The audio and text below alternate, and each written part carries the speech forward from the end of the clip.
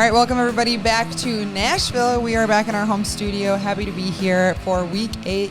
Yeet. We have some very exciting guests on this week. We have Will Dissly, tight end from the Seahawks. Obviously, we have GK, the one and only.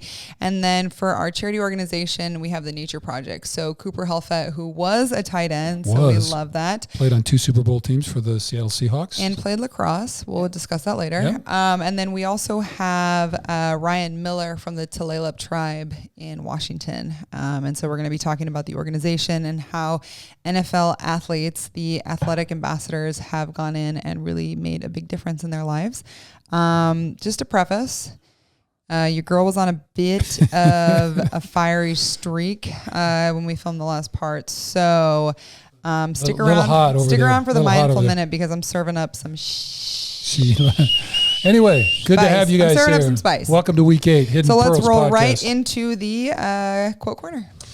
All right, so we'll talk about the mindful minute there, but the step 7 in that is about courageous action, and so we wanted a couple courage quotes just to kind of get us off. So cheers to courage. Cheers to courage, because it is. So Bruce is using his Punisher cup, and I have the Preds. Hey, yay! I'm just kind of getting in the Halloween mood. Nature boy. I always want to be able to do something with that. I don't know what, but anyway. Okay, here we go. The quote corner. Woo! Do you want to read the first one? Yeah. Okay. I'll read the second one, then we'll just chat for a minute. So I'm going to read them both. Oh. I learned that courage was not the absence of fear, but the triumph over it. That was Nelson Mandela. I'm going to read it again. I learned that courage was not the absence of fear, but the triumph over it. Oh, that's so good. And then our second one is by Sir Winston Churchill. Fear is a reaction. Courage is a decision. So fear is a reaction.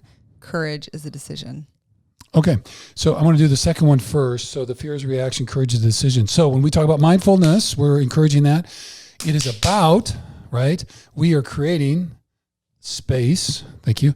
We're creating space from the stimulus, whatever got you triggered, to your reaction. No, we're going to choose. So it's going to be a choice. And so the closer, whatever we do, our action to the stimulus is, it's typically a reaction when we can spread that out and get a little bit further. So fear is a reaction, right? Somebody jumps out, scares you, you jump, or, bears coming out of the woods, whatever, and you run and all that kind of stuff. It's typically a reaction.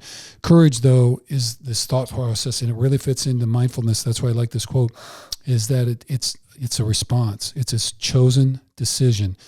And it's in the face of fear. And that's what the first part says. I learned, Nelson Mandela, right? His whole story, incarcerated forever and ever as a political prisoner. I learned that courage was not the absence of fear, but the triumph over it, right? That is being able to perform, being able to continue, being able to go on, being able to act even when we are scared. And also addressing that it's okay to be afraid. No doubt. Like feel the fear, feel it, and what is causing it. Like have a courageous moment where you can sit there and put words, put emotions, put names to the feelings that you're feeling. Right. And remember, feelings are just feelings. I mean, we they don't can be have really to assign so much meaning to that. Yeah, don't spin a big story about it. Just interpret. That's what mindfulness does. Helps us see it, understand it, think about it. Okay, I'm feeling kind of scared. Of course, if it's really frightening, you're not going to do that. But if you can spread it out a little bit, and then that's where courage gets to be a decision. So encouragement this week. So the things in your life that are causing you problems, we talked about stepping out of your comfort zone, but maybe there's other things. And we talk a little bit about justice later in the courageous action piece. For the mindful minute. Just a little bit. Just a little bit. So just encouragement this week to maybe push yourself out there to be courageous in those moments, even when you are scared. So it's okay. Some of the greatest heroes in the world performed their greatest acts terrified. But they kept stepping forward, they kept moving forward, and they kept acting because that's what they believed in and that's what they did because they had something they believed in, they were passionate about, and they cared about it, and they wanted to make a difference, and so they had to do what they had to do. So here's that encouragement. Rolling it. Yeah, get out there. So feel the fear and do it anyway. I think that's what, and we talk about this later, but the process of maturing and internalizing what these sayings, what these quotes actually are, instead of just letting them be quotes where they're kind of in one ear and out the other. It's something you just scroll past. It's how do you actually feel this quote in your body? And for me, it's it's okay to be afraid. I think something that really helped me was one time I had this mentor of mine, and she was explaining how everybody thinks that fear or failure is over here and that success is over here. And it's not. It's if you're here, failure is all along the road, and then success is over there. They're not opposites. They're like literally just on this path, and whether it's a linear or a circular path, BK. We're kind of into circles. We're into circles. But they're all part of it, and it's part of the process. And it's seeing the fear, being okay with it, and then deciding, not reacting, deciding what you're going to do with that. And then making your choice. Yeah. So action step this week, which usually I put in the mindful minute, but honestly, I forgot it. So, but we'll just think about it because we're still talking about courage. So think this week. So if you're hearing this and listening, think about things that maybe scare you in your life. And, because we all have some of them, and that's okay. And then just think about maybe 1 or 2 things that you can do this week that you could step into that just a little bit more. Embrace your fear. Don't resist it. Embrace it. Go behind it. Decide what is worth being afraid of. Yeah, because I can be afraid of a hard conversation, but I am more afraid of ruining a relationship with that person than telling them exactly how I feel or what I need as a person, and recognizing those emotions, because that brushing it under the rug shit is what causes trauma and what causes a relationship to split. And so if I look at a person and I'm like, okay, no matter how badly you're pissing me off, I'm going to say it straight to your face, and I'm not going to put all of this extra emotion or ego behind it. Like, black and white, this is how I feel. Let's work through it. Let's talk about it. Like, that is significantly less terrifying to me than losing somebody I really care about. Right. And but maybe for you, the conversation itself is really terrifying. And that's taken a long time to get there because those are really hard. Because I have this in my face every day. Yeah, that's what she gets so angry about. So anyway, that's not true. Now we don't get angry at each other. Encouragement this week to just pick something and, again, embrace it, shake hands with it, talk to it, say, hey, I'm kind of scared of you. Can we get to know each other a little bit? And just work through it, and then try to take one step. One step. Remember, one of our quotes is, repeated steps all in the same direction lead us to amazing results. That's the step of overcoming it. So with courage, just take, even if it's a small step, you're still going in the right direction. You're taking a step. So, and especially, let's just embrace it because it's Halloween week. Ooh. Okay, we said this in the last episode, but do you have a little music thing for that? I do. That's not it. Oh. Okay, there you go. But so it's Halloween, right? There's some witchy shit going down, especially because the second so there's 2 full moons this month, right? Which means that the second full moon is on Halloween, and it's a blue moon, and that doesn't that happens every 25 years? Is that what you said? Yeah. Well, no matter what you believe in, this time of the year holds a bunch of power, and you can use it and channel it and manifest it. And even if that is literally buying a journal and writing about stuff, it's a big deal. So, okay. So thank you so much. And with here's that, to a week of courage. Hey, yay! Let's get our favorite 49ers on. 3, 2, 1.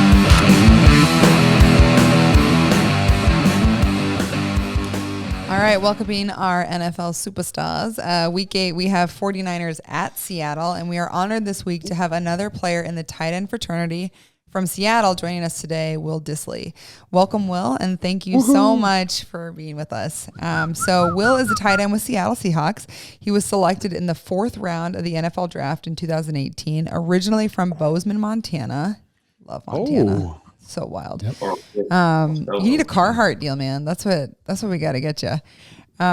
He played his college football for the Washington Huskies, and in 2013, his high school football team won the state championship, and he was named Montana Gatorade High School Player of the Year.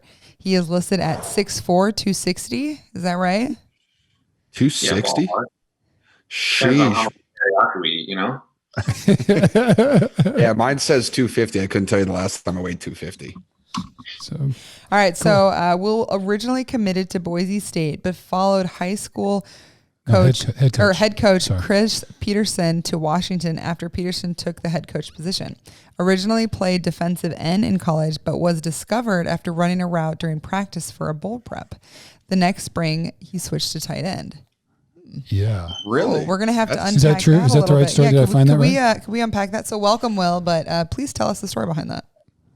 Yeah, that's pretty good research you did there. Yeah, it was funny. I was playing D-line, true freshman, and then, it was my sophomore year. Didn't really play a whole lot. I was just trying to find the field. And, we were in a bowl game, and messing around with so many bowl practices. It was later in the year. And I was like, let me just jump into this offensive drill. I think it was like 7-on-7 or something. He's like, all right, go run 5 yards, turn around. And they threw me the ball. I caught it, and I like threw it back. That was really fun. And the senior receiver, I think Jadon Mickens, he was like, hey, man, you just got yourself a spot on the offense. And I was like, guys, this is the bowl practice. Like, we're just having fun out here. And sure enough, Pete was like, you want a couple plays in this game? And I was like, yeah, for sure. Like, let's do it. And then, springtime made the full transition, and now we're rocking the Seahawks. It's kind of crazy. Oh, that's really cool. That's a pretty rapid transition. Yeah, that's really cool. Will, what did you play both sides of the ball in high school then? Yep. I played both ways. UW was actually the only college to recruit me to play D-line. So Pete Kwiatkowski has Bozeman ties, and went there, and then we switched. The transition was kind of tough. I think the biggest thing is the offense. Really going from D-line, it's go rush the passer, man. It's not that hard. And then the complex offense was probably the toughest part, but that came easy. And then we kind of just worked our way to where we are now. And did you have regular attached tight end in high school? Yeah. Okay. So, I was in line, just catching a lot of balls. I've been fortunate enough to have some really good quarterbacks in my career. So they make me look good. And, three's no exception for sure. Right. Yeah, it sure helps having somebody that can throw you the rock. That's pretty good. So as a tight end, how was it for you guys? Let's talk a little bit of National Tight End Day. Will, how was it for you? GK, obviously, congratulations on starting a national holiday. That's pretty sick. You and Batman over there. What was it like for both of you? It was sweet. I didn't get a T-shirt. You did not? What? Dude. Oh. Wow. Great podcast. Aww. True. Tight end one. That's the only tight end T-shirt I have. We'll get you one of these. We'll get you our Hidden Pearls one. Yeah, dude. I don't know why they didn't. I think they did because they didn't send them to the Thursday night football teams. I don't think the Giants or the Eagles got them either. I was like, that's crazy. Yeah. What are we doing? It's National Tight End Day is actually it's every day. Just the NFL puts a limit on us by only making it the fourth Sunday. Yeah. I didn't know. We party 365, but thank you. Right. Tight end. Yeah. Dude, I think any tight end will attest to the fact that it should be 365 days a year. Well, we especially tight end families and friends. Yes, I agree. There's no doubt. We're avid celebrators. I'll work on the shirt though. I'll tweet at them. Kind of get the fire started under their asses. Send you some T-shirts. Appreciate that, man. Well, so then, okay. Well, what is the best part about playing tight end? Oh, from my perspective, we're basically a glorified offensive lineman, right? And so every time I score a touchdown, I give the ball to O-lineman for them to celebrate because essentially we block and then we also get to score touchdowns. So that's my favorite part is I feel like every time we score and we get celebrated, National Tight End Day could be National Extra O-lineman Day because, we're out there grinding. And then when we score, it's extension of the O-line is kind of how I view it. So that's my favorite part is celebrating with the guys. Very nice. That's awesome. Getting like an offensive lineman to spike the balls that's got a lot of energy behind it too. No doubt. The whole line celebrates together too. Yeah, no, that's this year. I scored late. We didn't get that trend going early, and the guy just didn't know what to do with it. It was such a weak spike. Low T, man. Low T. Still working on it. A few more to come. Bigger spikes coming. Okay. Hey, we had one. We had like a 14 or 18 play drive because we had a couple penalties in it and stuff. And we scored a touchdown. I think this was 2 weeks ago. And we gave the ball. I think it was Lakin, and he was so tired that his spike just kind of fell. It was a brutal one because we were all just exhausted. It was good work, man. They work. That's what I'm saying. They do work. Never miss a play. Well, then what's the hardest part? The hardest part about playing tight end, yeah. Being the sixth man, like the offensive line, and you still have to block the same people that they do, but you're a 50-pound slider. That's pretty hard. That's a little different challenge, yeah. So I think the mental side of it too, because you have to know the quarterbacks don't really need to know what happens in the run game. The wide receivers don't really have to know 8-9 blocking, crack the quarter safety. Like we have to know the intricacies of every single play, offense and defense, pass pro. Yeah. So that's why we deserve a holiday. Yeah, I'd say that too. And the one thing about being on the edge, though, well, here, because then you get the changes from the D line, the linebackers, and the safety and the secondary. Brother. You know what I mean? I think that's one of the most confusing areas to play because they do so many different things on that edge, and you got to be able to identify it and know what to do. So, yeah, we just played the Patriots, and we didn't get a single look that we scripted in practice. We say that every week, though. No, this was more different. Like I've never seen this many looks before. Like they just had guys everywhere at different positions where it's like they'd have a nickel in at Mike linebacker and then Mike would be on the ball outside and then they'd flip it 2 plays later. I had a D tackle playing end on me at one point. It's like, what is going on? All right. Yeah, I was watching film from their last year's season, and they had a linebacker from 3 technique. Yeah. The bear front. And I was like, what is going on? They just throw random guys and they work somehow. It's absolutely crazy. I don't know. After last week, maybe they'll go back to what they script. So we'll see. But okay. How about that, boys? All right. Will, one of your favorite things about Seattle? The rain. It's got to be the rain. Oh, well, either one. I was thinking the city, but whatever you want. Let's go city and then team. Yeah. Okay. Well, yeah, Seattle's been my home for a minute now. I've been here, UW going on year 3. So I've been in Seattle for 7 years. This is pretty much my home away from home. And like, it's the best. I mean, it's big city, but then you have mountains and then you have water. Honestly, that's my favorite part is getting out on the water, whether it's paddleboarding or going boating. Like those are the best days. Especially as like a satellite, like you have to take advantage of the sunny days. So if it's sunny, I'm on the water 100%. Do you sail? Like sailboat sailing? No, I want to get into it though. You should. That sounds sick. As a Seattleite, what's your go-to form of water play? I mean, we do a lot of wake surfing. Ooh. So when you get behind a boat, it's slower. So if you crash, it's not like wakeboarding where you wreck hard. So it's like, you can still have fun, but it's a little safer, I like it. Yeah. Kind of like, it's like water skiing, except you're a little tighter, right? Is that the idea? Yeah. So you're right. You're like essentially right next to the boat. Gotcha. And then the wake pulls you. So you don't even need a rope. And so it's not that fast. And like, you can still do like 180s and 360s and whatever. But like, if you do 360s? Yeah. Can you do that? Yeah. Kid's been on the water his whole life. So. Oh, dude, that's sick. Hey, send us a video so we can post a highlight or something. Please. I'll post a highlight. Okay. So question off of that. So being from Montana then, did you like snow sports? Like, do you snowboard? Has that transitioned or is that? Yeah. So, I have to say this. Like, sports in general. I played basketball. So like, didn't really do a ton of the snowboarding. And then I hated going because if you're live in Montana, you have to be good at skiing or snowboarding. So every time I would go with my friends, they were like essentially doing 360s, going off cliffs, like fresh powder, backpacking. And I'm like, guys, this is my second time skiing ever. Like, can't do that. Relax. I mean, it was intense. And like, I just want to be the best. And there's no way I was catching those guys. They have like trampolines in their backyards. They're doing tricks. Like, I mean, it looks sweet, but I definitely could not do that, especially at 250 pounds or whatever we were at. So a little different load to carry. Crazy. So water's a little bit safer. I think so. Yeah. Okay. Well, very good. All right. Then how about, Will, do you remember the first time you met George and where was it and what was going on? Was that Nashville, bro? Oh yeah.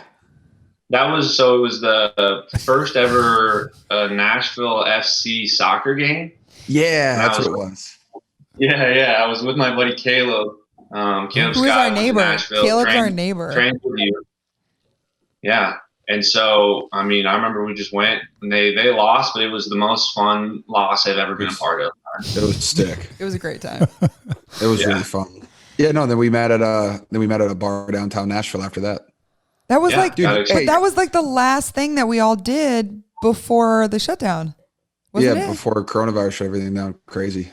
Yeah, because Corona was just kind of getting out there. You bring it to Nashville with you, Will? Oh. Exactly. Wait, ready for this? It's a conspiracy theory. That's super creepy. I just learned how to do that. Hey, swag, you wore a white furry sweatshirt. That was super dope. Yeah. Well, it was cold. It was cold at the game, man. It was super cold, Doc. We went right to the bars. Are we talking like a shag rug kind of look thing, or Okay. I think it worked. Yeah, it was sick. I loved it. If you have a lot of confidence, it works. I'm gonna flash a picture up. We have one of you guys together. All right, so we'll put that up. So, okay, Will, just spinning back to we were talking about tight ends. Just update us on that picture, man. What? Oh, yeah. Say that again. If you flash the picture, it's Gatorade in that cup for sure. Yeah. Okay. Yeah. That's all they serve at that. What is that bar? Luke Bryan's. Yeah, I was super hydrated that night. Yep. Was that one of your first trips to Nashville? Yeah, never been. I like it. I think I could get along real good out there. Are you coming this next off season, you think? Yeah, I have to. I mean, I think I was down at Hermosa Beach training, getting back from the Achilles tear. So I think now that I can just train, I might come out with the boys and work out in Nashville. Caleb seems to like it. You be throwing videos up. I kind of like the work you guys do. I might have to do it. Okay, wait. We need to rewind. So can we talk Achilles? Because BK has exploded both of his Achilles. Yeah, I've had both mine done, but yeah, honestly, like the biggest thing is like everyone hears Achilles and they're like career over.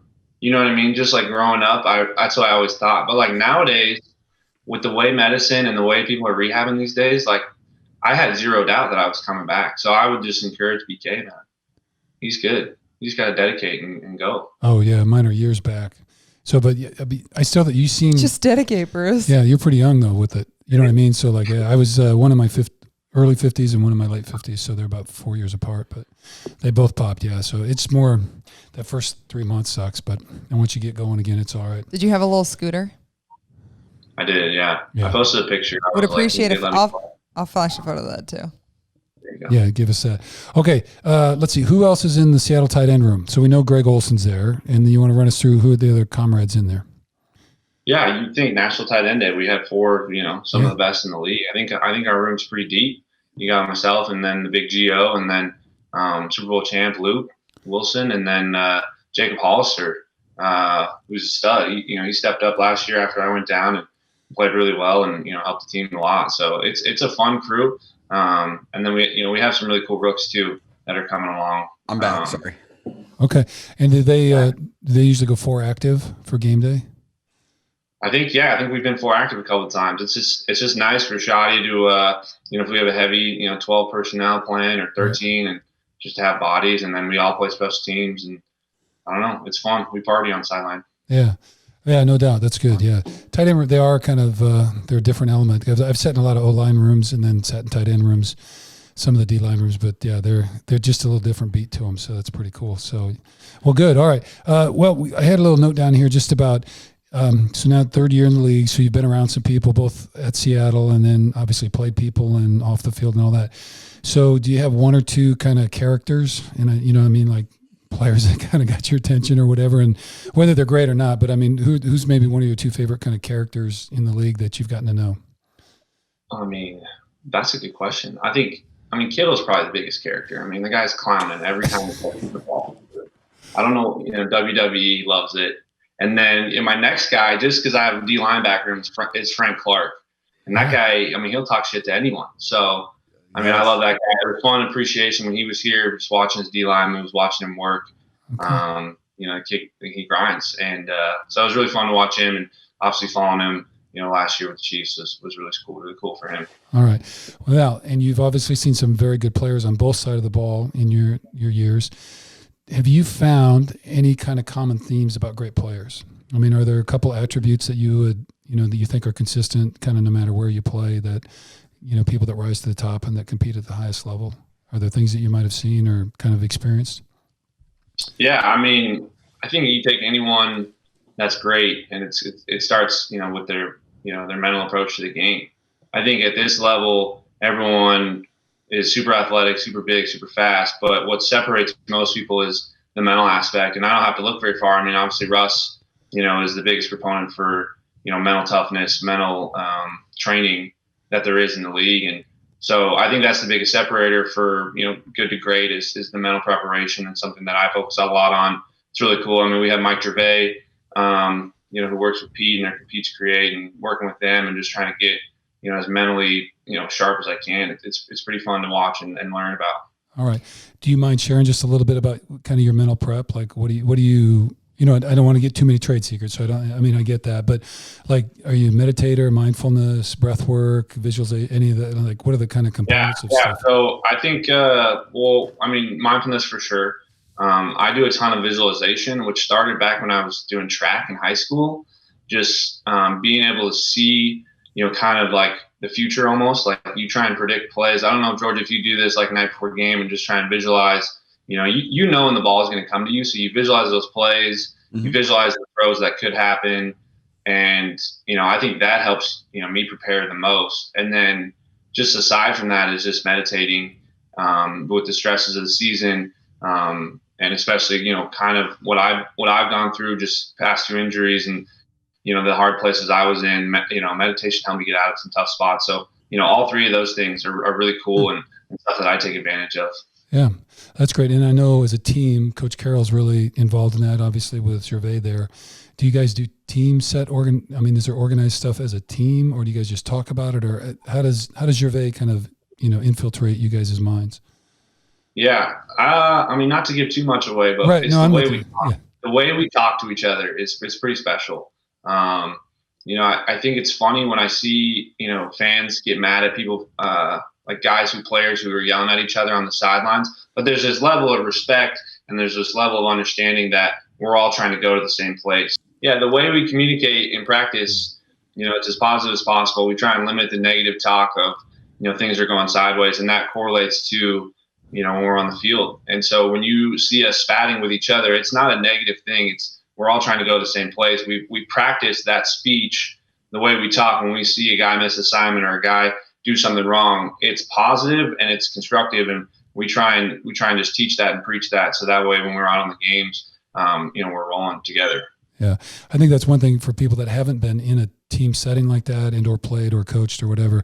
The level of accountability between each other kind of is at a level, and the stakes are so high and people are so competitive that accountability piece, I think, would drive a lot of people crazy. They couldn't take it because there's not very, I know most sports do that kind of thing, but in football, sitting in a meeting room, having a coach go through it and be there with your peers and or the head coach and or on the sideline, that kind of stuff. So, okay. So a lot of positive mindset, looking toward the future, no negative self-talk. So I want to ask something about this because we've talked about this before on the podcast, but GK is insanely superstitious and is very, very regiment about his routines.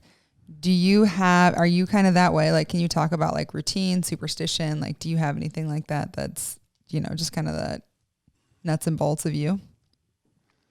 I'm not superstitious, but I'm definitely a little stitious for sure. Sick reference. That's pretty good. Yeah, I like it. I love it. For me, it's honestly the on the field before the game, similar to like the visualization, like trying to run routes, trying to see the plays that I'm going to get, before, we even put pads on, I'm running those routes. I'm getting a feel for the grass and how it's going to feel. And that's the biggest thing. I think, haircuts, I hadn't gotten a haircut until, obviously we went down in Arizona. So fresh off a haircut here. And that's a big one. Right. But that's a good one. Yeah. I think, playoff period will be strong when we get there, but, no, superstitions are interesting. You gotta have your rituals and just make sure you're feeling as good as possible. But, honestly, I listen to Kobe Bryant, and Kobe Bryant's like, you can't have the same routine every time, because some days your emotion's going to be up, some days it's going to be down. You can't listen to the same music every time. So I actually kind of believe into that. It's kind of, you have to have really good mindfulness about who you are and where you're at that day, and just kind of go with the flow. I think it's a great point. The point about being mindful and just the more you know yourself and kind of where you're at, both emotionally, physically, and mentally, it can dictate kind of where you go and what you need to do for that particular game prep. So, well, that's great.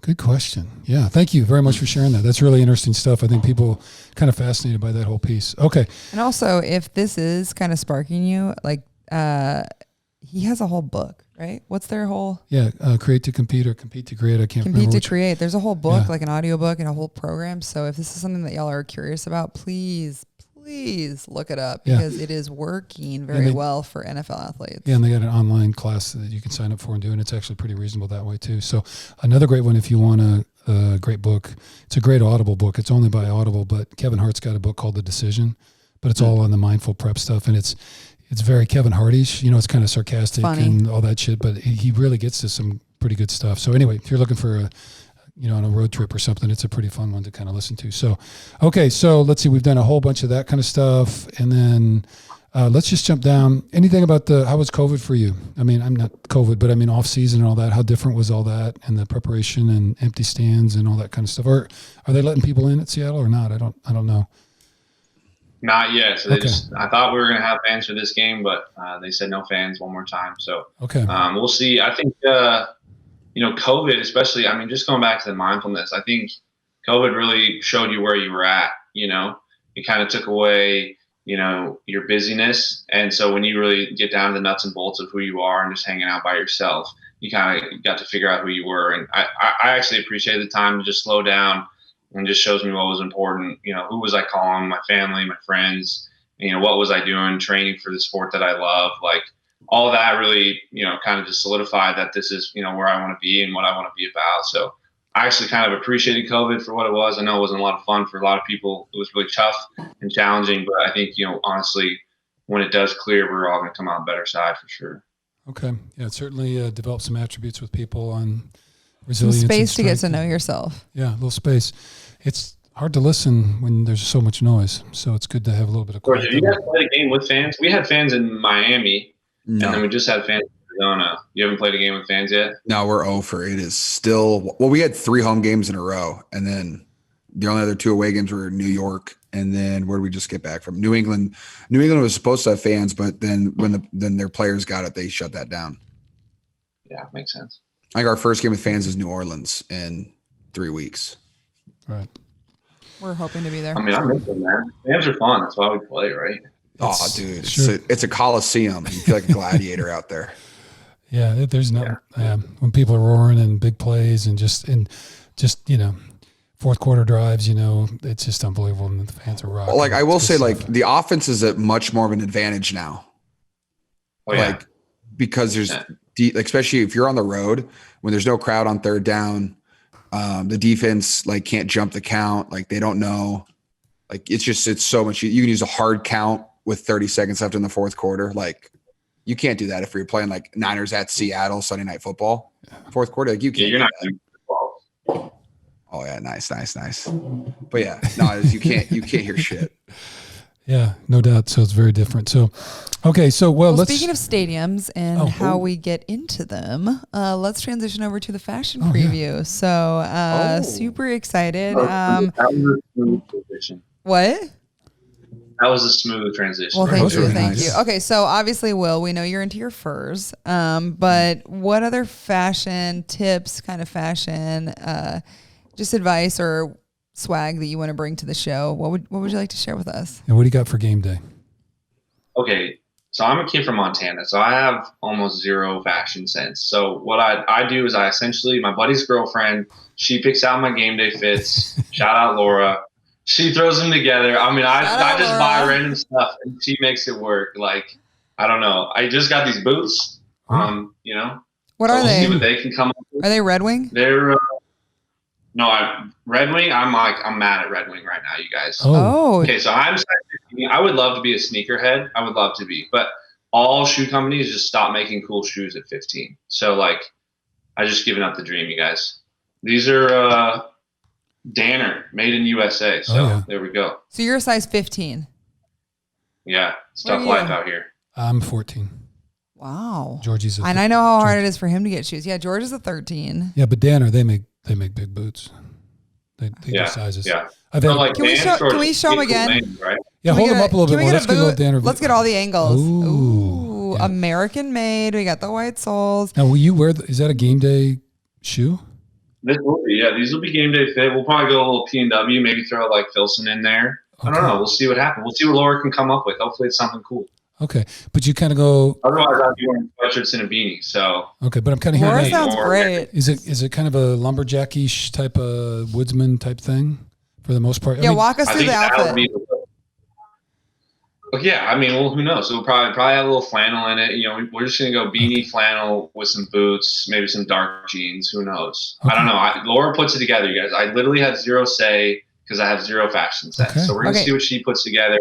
And you can kind of see if you go through the weeks. Fashion just changes, and it has nothing to do with my decision making. It's all on her. Do you feel though it's not her?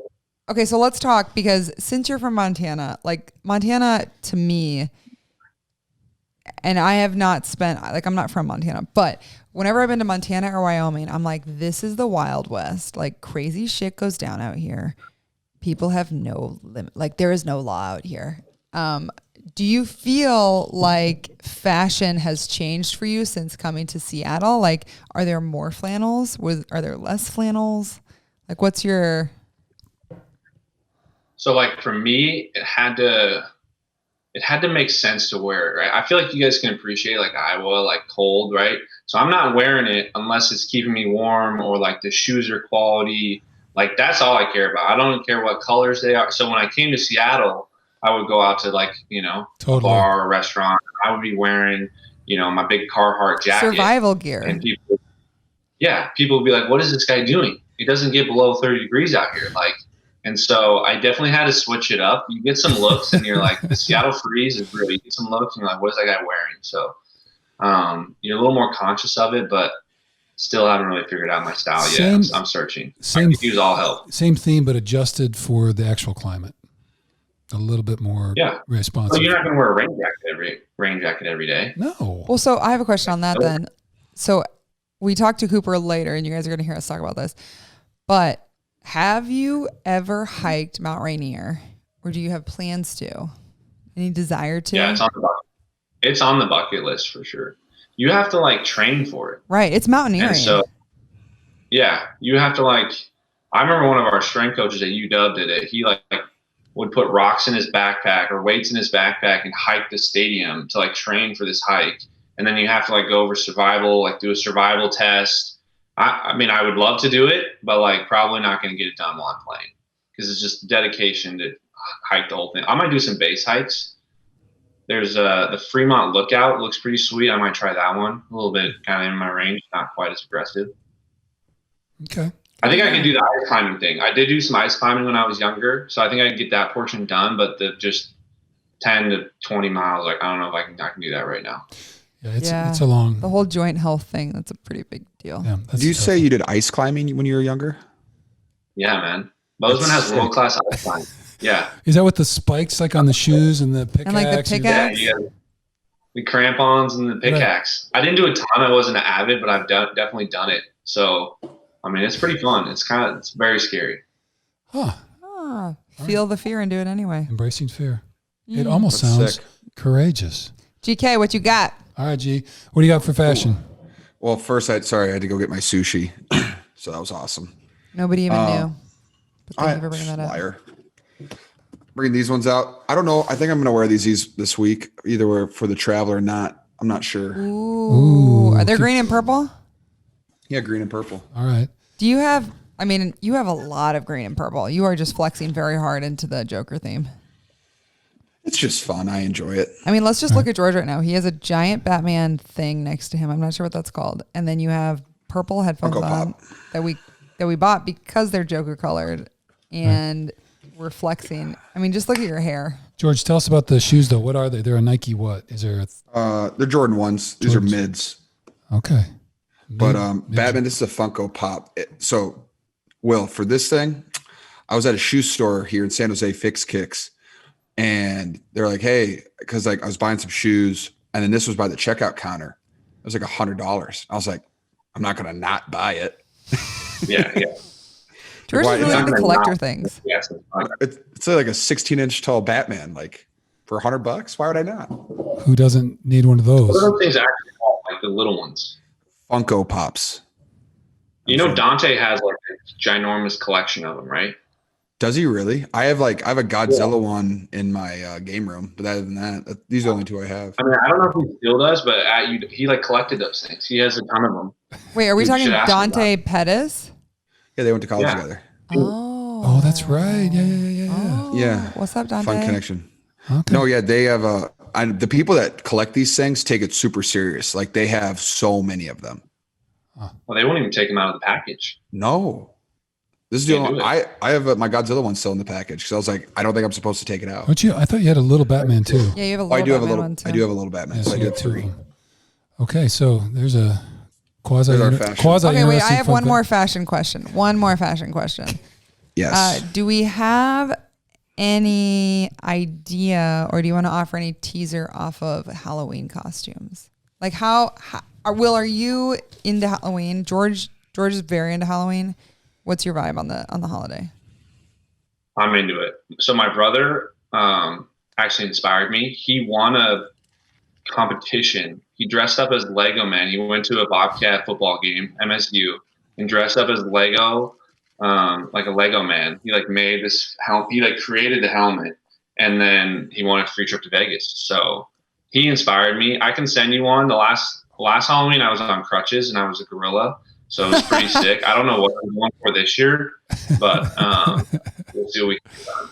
All right. Please send photos. Yeah. I'll put those up for you. Yeah, shoot us a couple Halloween photos. And I'll put up some of GK and Claire. They've been fabulous. Okay. Yeah. No, our best one we did Talladega Nights. And I was Ricky Bobby and she was the water guy, the Frenchman. Pierre. Yeah. And Claire has Claire looks she had she put sideburns on. It was she looked great. She crushed it. That's awesome. So there you go. Okay. A little Halloween competition. Tight end Halloween competition. All right, let's talk It's football. like an extension. Okay, here we go. All right. Football. Niners at Seattle coming up next week, or this week on Sunday. Niners rolling in at 4-3. Seattle now 5-1 after last week. So Seattle wins. I got Atlanta, New England, Dallas, Miami, and Minnesota. Only loss then being to the boys in Arizona. The desert. So last week we had Niners over Patriots 33-6. George, any kind of upticks or summaries you want to give us on that game? We ran the ball 37 times, and whenever we do that, I really enjoy it. So worked out. Deebo Samuels, man. Yeah, Debo's really good. Him being hurt's gonna suck, but I think we'll have our own creations and stuff like that. It'll be fun. But yeah, no, running the ball 37 times is. You think was it 200? I didn't know this. We had 300 yards at halftime. Yeah, 301 or something. That was sick. I thought that was. And that was your cool first time playing in Gillette Stadium, right? Yeah, that was my first time. The whole team's first time there. As part of this. Besides regime. Jimbo. Yeah, Jimmy had a fun win. But yeah, I will say, Will, the desert. It's hard to play down there. Like they always ball out. Yeah, it was weird, man. Weird stadium. We had some weird years there. I'm pretty sure the Seahawks lost people in that stadium, so we're not a fan. But I mean, I think we've beaten them there in regular season for a long time. So yeah, tough game. My rookie year, we lost there on Larry Fitzgerald score. Like we were up 14-10. We were up 14-7 with no time on the clock. Somehow they get it back. I think it goes to OT. Larry Fitzgerald scores an OT winner in the back of the end zone, rips it away from two guys. And it was fourth. They had to score or we win. We lose that. Yeah. And then the next time we went, we had a chance to win at the end and bad play. The ball got loose 20 yards in the backfield, lost that game. And then last year we finally got a win. I was like, holy cow, why is it so hard to win here? I mean, yeah, we were kind of in control of that game the whole time. Similar deal, they did. Oh, dude, I didn't want to say. They missed the field goal. We were like, okay, we got, and then a couple penalties. We were out of field goal range, and it was bad news. But it was a good one. Good life lessons in that game. We'll rebound for this week for sure. No doubt, definitely. Yeah, it's gonna be a fun game. It's been good the last 2 years, so it's gonna be exciting. It's been awesome. I love when you guys play each other. Dude, it has been. The last 2 games were wild. Absolutely insane. Yeah, because you guys won in overtime after we missed one in regulation. And then the overtime the overtime went back and forth 3 times too, didn't it? It was with 40 seconds left. It was almost a tie. Yeah. Yeah. Wow. That game was Seahawks, we kind of do that. We love just heart-wrenching wins. Right. And it's how about, you guys making it dramatic. The last I tell my friends, never bet on the Seahawks to cover the spread because it's just we just love those games. We love being in it, and we love somehow finding a way. Right. It's very. I mean, and it's been like that for 6-7 years. That's just how it always is, too. Yeah, it's a good little rivalry for sure. Oh yeah, no, I'm just saying Seahawks in general. Every win for the last 7 yeyears has always been gut wrenching. You're like, oh my god. I think last year we set a record for most games won. Yeah, by a touchdown or something. You had 10 wins at the end of the season that you won by less than 7 points. So most cortisol producing team. Comeback wins or whatever. It's insane. Nuts. Well, last year's game was certainly nail biter because we were up there for that one. Holy cow, that tackle on half-yard line or whatever. So crazy stuff. So, well, anyway, so we're looking forward to a good one. Should be great. Nobody's really healthy but halfway through the season, so it is what it is. It's NFL football, but it'll be great. We're playing the Battle in Seattle. That's what all the broadcasters say. I hadn't heard that before. That's clever. Battle in Seattle. Yeah. I'm going to use that. Well, sure. I'm a limerick. Yeah. Hey, if you have media at all this week, just say that. Hey, the Battle in Seattle. Right. We're bringing it. Okay. So we're going to turn back. So our charity focus this week is the Nature Project. And again, we already talked about that. Cooper Helfet, who was a former tight end with the Seattle Seahawks on a couple Super Bowl teams back in 13 and 14. And I know, Will, we kind of talked about this before, that you're familiar, Coop and the Nature Project and that kind of stuff. So just before we kind of get into that, well, we can just kind of jump into that. But just, part of this is about service and giving back and those kind of pieces. So tell us a little bit about what you know about the Nature Project, how you got involved, and why doing so is important to you. Yeah, I mean, shout out the tight end family. Cooper, former Seahawk tight end. And I remember it was just a random Sunday. He calls me up and says, hey, you want to help out with the Nature Project, go and talk to some kids. And I was like, yeah, sure. So, we took a seaplane out and, went up to Orcas Islands and talked to kids and just tried to encourage them to get outdoors and whatever. And just on the way up there, just his story for why he created the Nature Project really spoke to me.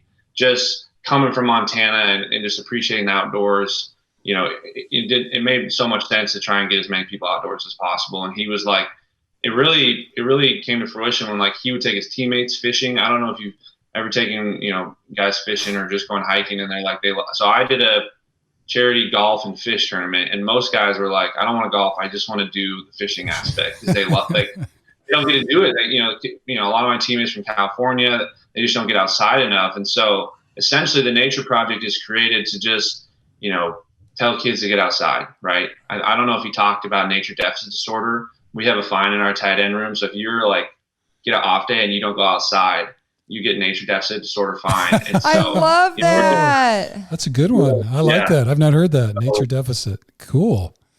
All right. Yeah, nature. I mean, it's real. I mean, so many kids, man, are inside playing video games on their phones, making TikToks. We need to make a TikTok challenge to get them out hiking or something, get that trending. But basically, too many kids are online, man. They're spending their days inside, and I just remember growing up and just going outside and playing in the creek or in the park or whatever, and that was so sweet. And it's so good for your mind. It's so good for just running around. It's great to get out in nature. And so Coop's out there. He's trying to get kids, from the inner cities. So I'm actually doing the Nature Pass with him. And so for every catch I catch this year, we're sending a kid to an outdoor experience from the inner cities. And I mean, we're just trying to get kids outside, get them to show them that world, just try and open their eyes a little bit to, get them out of the city a little bit. That's good. And then what's it cost to send a kid? I mean, if people are interested in donating or trying to help with that, how have they cut that up? Yeah, I think it's a few $100 per kid, just to send them to camp. We're trying to partner, we're trying to find some partnerships to get them some gear and stuff. So I think that's where the cost comes in. Yeah. But, once we find a partner, right now we're just trying to get as many catches as we can to send as many kids as we can. The Nature Pass. And so for each one you donate, so each catch you have during the game, you're donating on the Nature Pass to send a kid. That's pretty good. Yep. That's the plan. All right. How many catches are you at this season? I don't know. I don't really keep track of stats, man. I keep track of wins. Yeah, there you go. All right. Totally got you on that one. It's a good one. Well, good. Well, we won't keep track of George's, but he'll be making a contribution to try to help that. So we'll be certainly doing that, and we'll match your passes maybe, so we'll double your donation. How would that be? So that'd be awesome. All right, so that'd be really cool. And then maybe we should do that for both of you if you're playing. For all my catches? Yeah. I'd love to. Well, especially we can figure something out, especially when you guys play each other, because you play twice. How's that sound? What do you think? So we can Nature Pass it for both guys. And so that'd be for each catch, we're helping the Nature Projects and inner city kid or, whoever they screen and want to send out to get them out in the country, wild, or wherever they send them. Yeah. Send them to camp, get them out there, show them nature. That's pretty cool. All right. That's pretty cool. I really appreciate that, guys. That'd be sweet. Let's get it done. Okay. Oh yeah. Like it. So, all right. Well, then that's all pretty good. And yeah. Oh, she's just bumping me about that. All right. So, and I know growing up in my town, we grew up in Iowa. We didn't have the mountains and the cool woods and all that kind of stuff. But yeah, I grew up camping and fishing and canoeing and all that kind of stuff all the time, and tried to rub that off on our two little chitlin here. So it took them out. What do you mean? You took us to Colorado. We've climbed 14ers. Yeah, We got our outdoorsmen. Yeah. He acts like we're these little city kids. No, He keeps throwing us under the bus, even though he literally raised us on an RV. yeah. Well, we tried. So Come anyway, on. it's all good. So okay, let's see. What's your favorite outdoor activity? I want to hear your favorite outdoor activity. Then what's your favorite go-to? Favorite outdoor activity? What do you got, George? Yeah. Okay, for me, I don't know if you're asking me, but I'm going to tell you. Snowboarding. I love to snowboard. It's the best. That's awesome. Hiking mountains is what we did as a family my whole life growing up, and then me and my dad go sometimes. That's my favorite thing. Colorado, spend like a week there, get a mountain in. It's very satisfying. It's rewarding, and like when we're just on top of a mountain, it's a pretty cool feeling. Georgie, how many 14ers have you done? I'm at 12 to 14 maybe, or 10 to 12. Yeah. I mean, you're at I least can't at remember. 10. Yeah. Yeah. Bruce is at like what, 20 almost? 18. Yeah. So we're going to keep working on it. So You guys are view hikers. You want the view, top of a mountain. yeah, it's just something. I'm more of like waterfall. I love getting to a waterfall, just Ooh, like seeing yeah. the water cap. Yeah. That's what I'm into. I do like when you're like halfway up a mountain and there's just a random like pond sitting in like up in the mountains that's crystal clear, and you're just like, whoa, Yeah. that's like no one's touched that in years. That's So guys, the kids have never even seen that. That's the whole point of this deal. We're trying to get kids to see that and just show them how cool it is. That's where we're at. Yeah. That was really cool. So I think And also just like thinking about how, I mean, especially like with the Seahawks, and it sounds like what you guys do as an organization and a team, and how intentionally every day you're practicing mindfulness. Cooper talked a lot about how nature is such an easy way to reinforce that and to remind us like to really just like physically ground us and to show kids and kind of put them into that space where they can be present and off their phones and off the grid and connect to the world around them, and like just a literal act in being present. And so it's super cool. And I hope this pandemic shuts down. So wear a mask, and then we can all do a nature project thing together. Ooh, would love that. I'll just do a shout out for scuba. I like being underwater. Save the whales. I'm not as much on the water as I like to be under it. So, but all good though. So that's really good. But we could definitely take what's it called? The plane where you go over the water. What do they call it? Seaplane. Seaplanes. I'm gonna get one next week. George, you got that big contract. You got to buy a seaplane, man. Not a lot of places to fly. Where are we that gonna over. put it? We're actually looking at pontoons though, so maybe you could come and teach us how to wake surf. There we go. Okay. Pontoon would be tough on, but we'll figure it out. There is a really big reservoir just east of Nashville here. So Will, how A lot of about people you do buy that. a seaplane and then we'll come and visit you? It's in my 5-year plan. So okay, perfect. All right. Well, you got to talk to Coop when you do, because he was talking about Mount Rainier, and he said he's got a guide thing, and they've been talking about doing something. So, and then we talked about coming up and doing some mindfulness with their kids, and maybe doing a little yogi practice. So we'll kind of try that. So, okay, well, taking a lot of your time. So, Will, we just want to say thank you very, very much. Appreciate the Tight End family and all that you're doing with the Nature Project and taking time out to talk to us today. So, wish you the very best. Obviously, we're biased on the next week's game, but wish you continued health and glad you're recovering and doing all those kind of things. And give old Pete, I'm a huge fan, Pete and Mike. So tell him I said hi, and would love to, when the rivalry's not as big, love to come up and get a little scene of that someday. But that's another story. So anyway, thank you very much, George. Hope you're doing good. And enjoy your sushi. Emmy, anything for closing? Thank you so much, guys. All right. Well, go out and be courageous this week and do the right things and catch some passes so we can send more kids out into nature. Yeah, we're going to do the nature pass. I like it. Let's go, Yeah, boys. I think like 5 to 10 catches for each of us with a touchdown. I'm okay with. Okay, so Russ, Jim, That's nice. let's listen up. It's for the kids. Let's go to Yeah. the tight ends. Let's go. It's not even about us. It's It's for not the about kids. them. For It's the for the kids.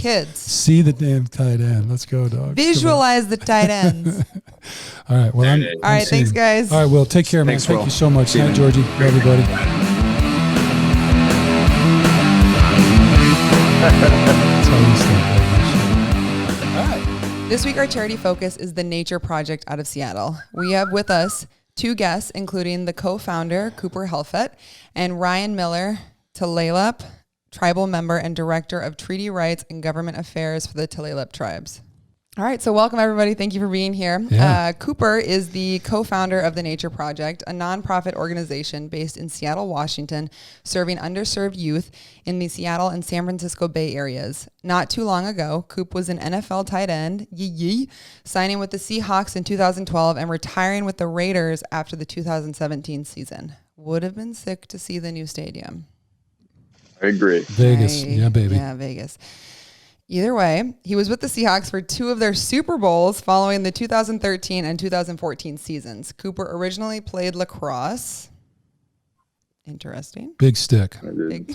Big stick. That's what they say. My buddy's back east. I like it. I was Big- actually attacked, so the Oh, okay. defenseman had the big stick. I didn't get the big stick. Lacrosse is like the one sport I just do not Well, we understand. heard that in some circles, but I didn't want to bring that up. But as long as you put it out there. So.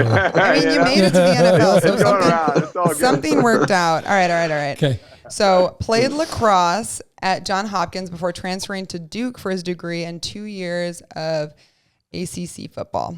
Coop grew up in Marin County, California, with a family passionate about healthy time spent outdoors. Cooper was motivated by teammates and his passion for outdoor activities to create opportunities for underserved inner city youth to experience the wonders of nature, realizing that time in nature is one of the utmost importance for his physical, emotional, and mental health. Coop helps lead the Nature Project, now residing in Seattle, as well as working full-time with a fast-growth software startup.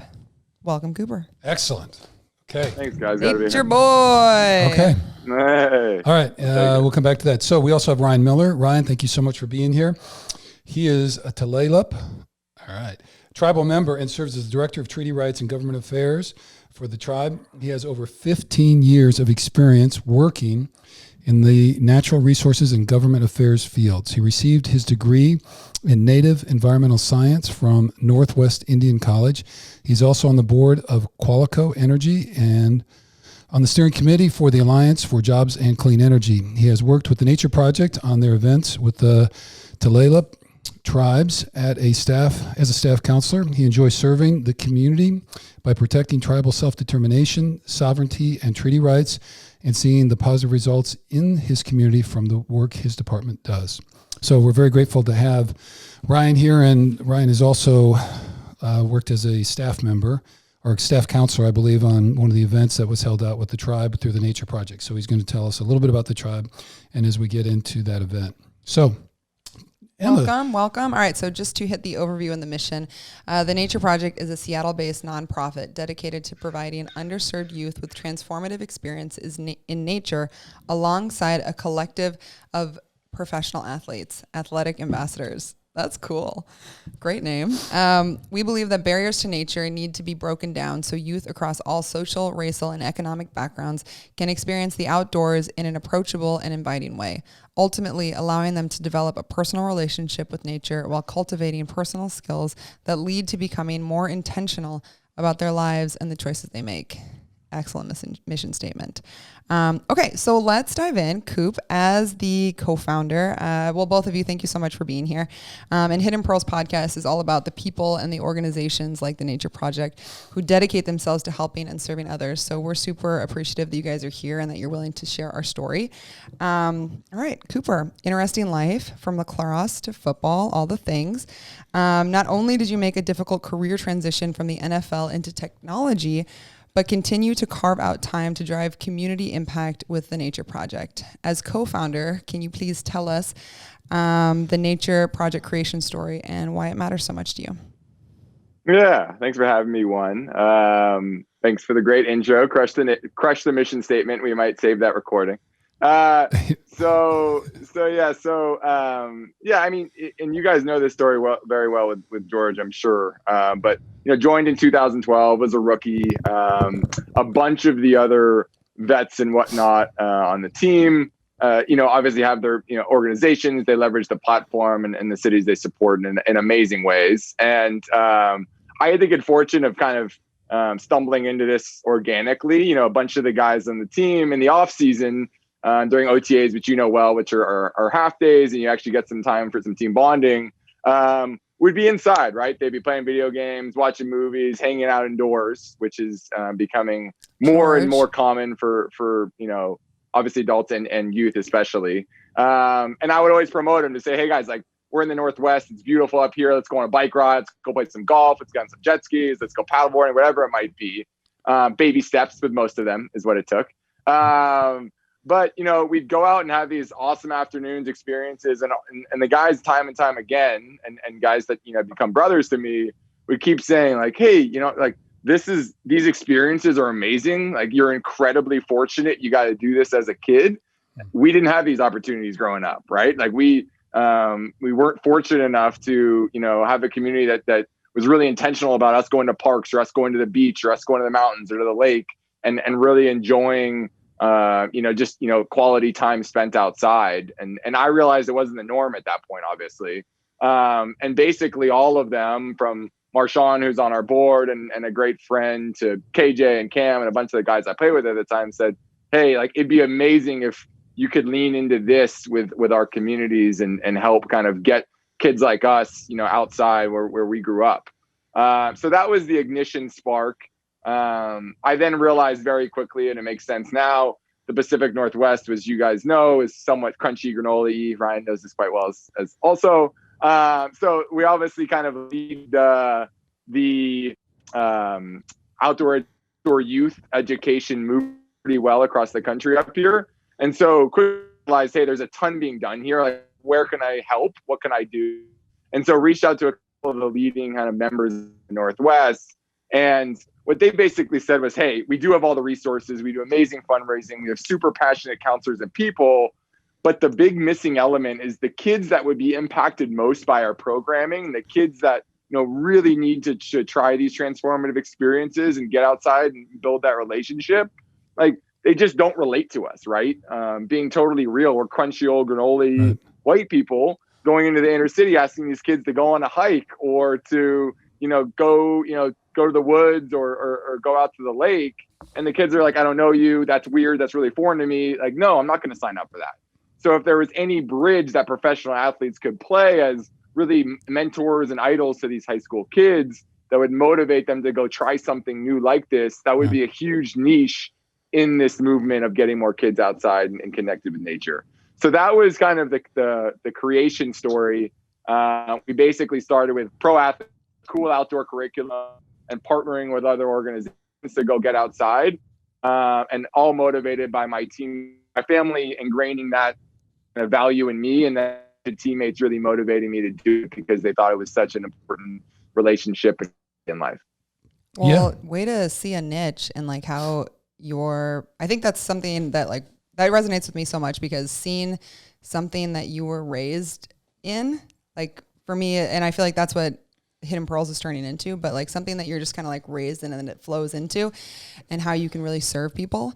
So that's amazing.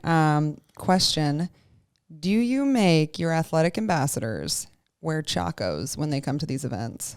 Or Birkenstocks? We should. I like that idea.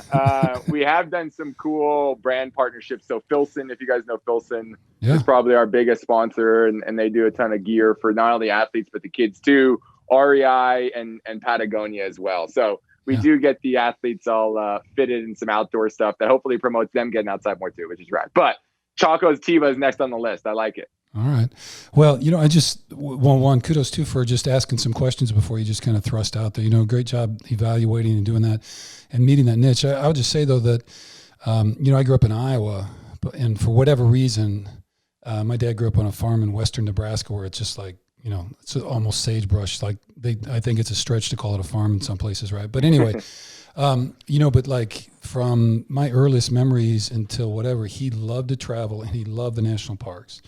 And so we would always take a 2-week summer trip, and then otherwise we would camp. I bet 15 to 20 weekends a year until it was too cold.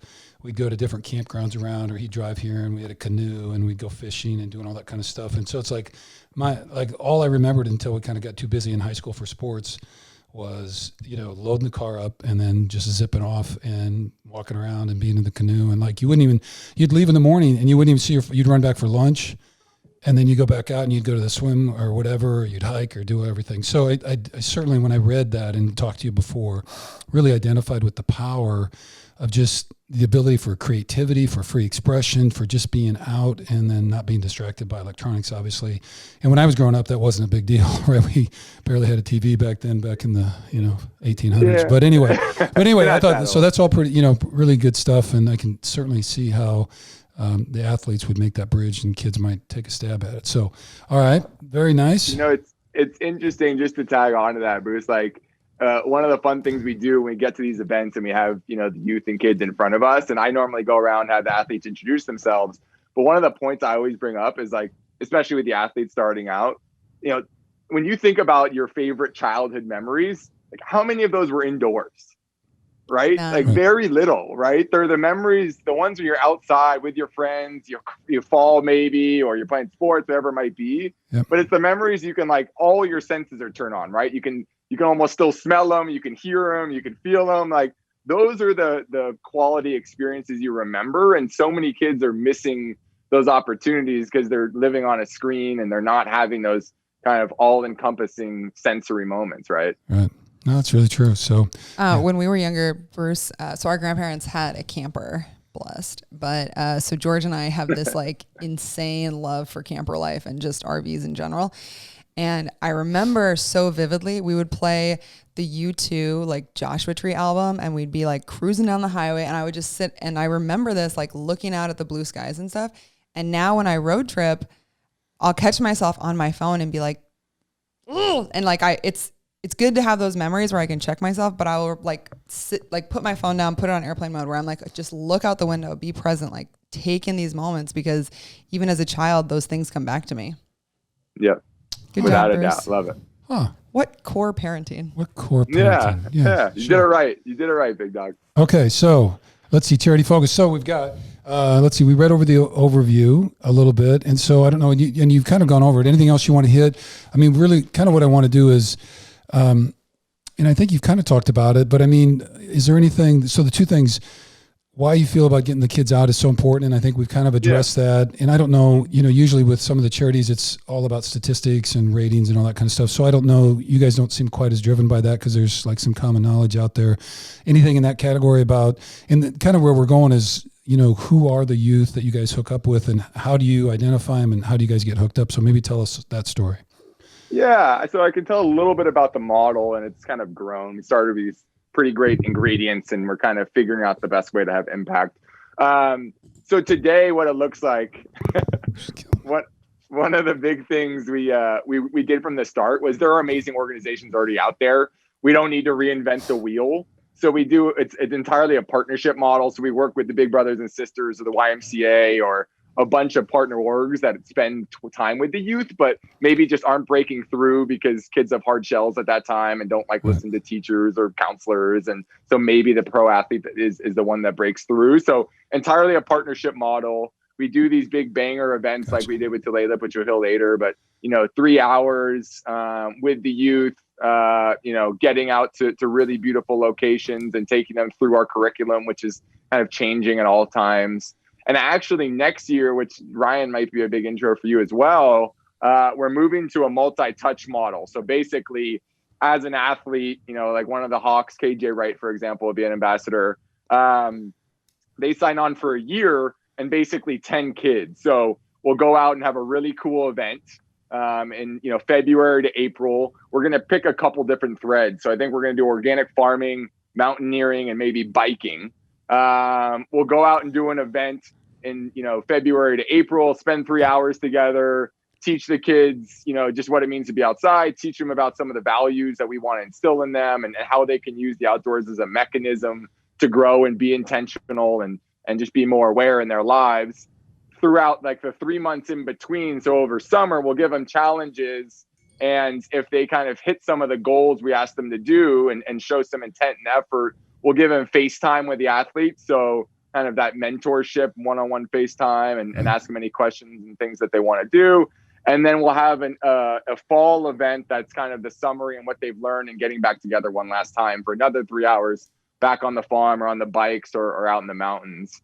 The farming one, we're even going to like farm harvest at the end and have a cool dinner with everybody, which will be really cool. Some of the things that we're farmed. So it's growing. That's where we're getting next year with more of a multi-touch program, all about giving the athletes quality time with the kids in a beautiful place to connect, talk about some of the challenges they're going through, be intentional, have that self-awareness, and realize anytime you need to, you can take a step outside. It might be a walk, it might be taking some fresh breaths, it might be going to a park, but just take that moment to get grounded.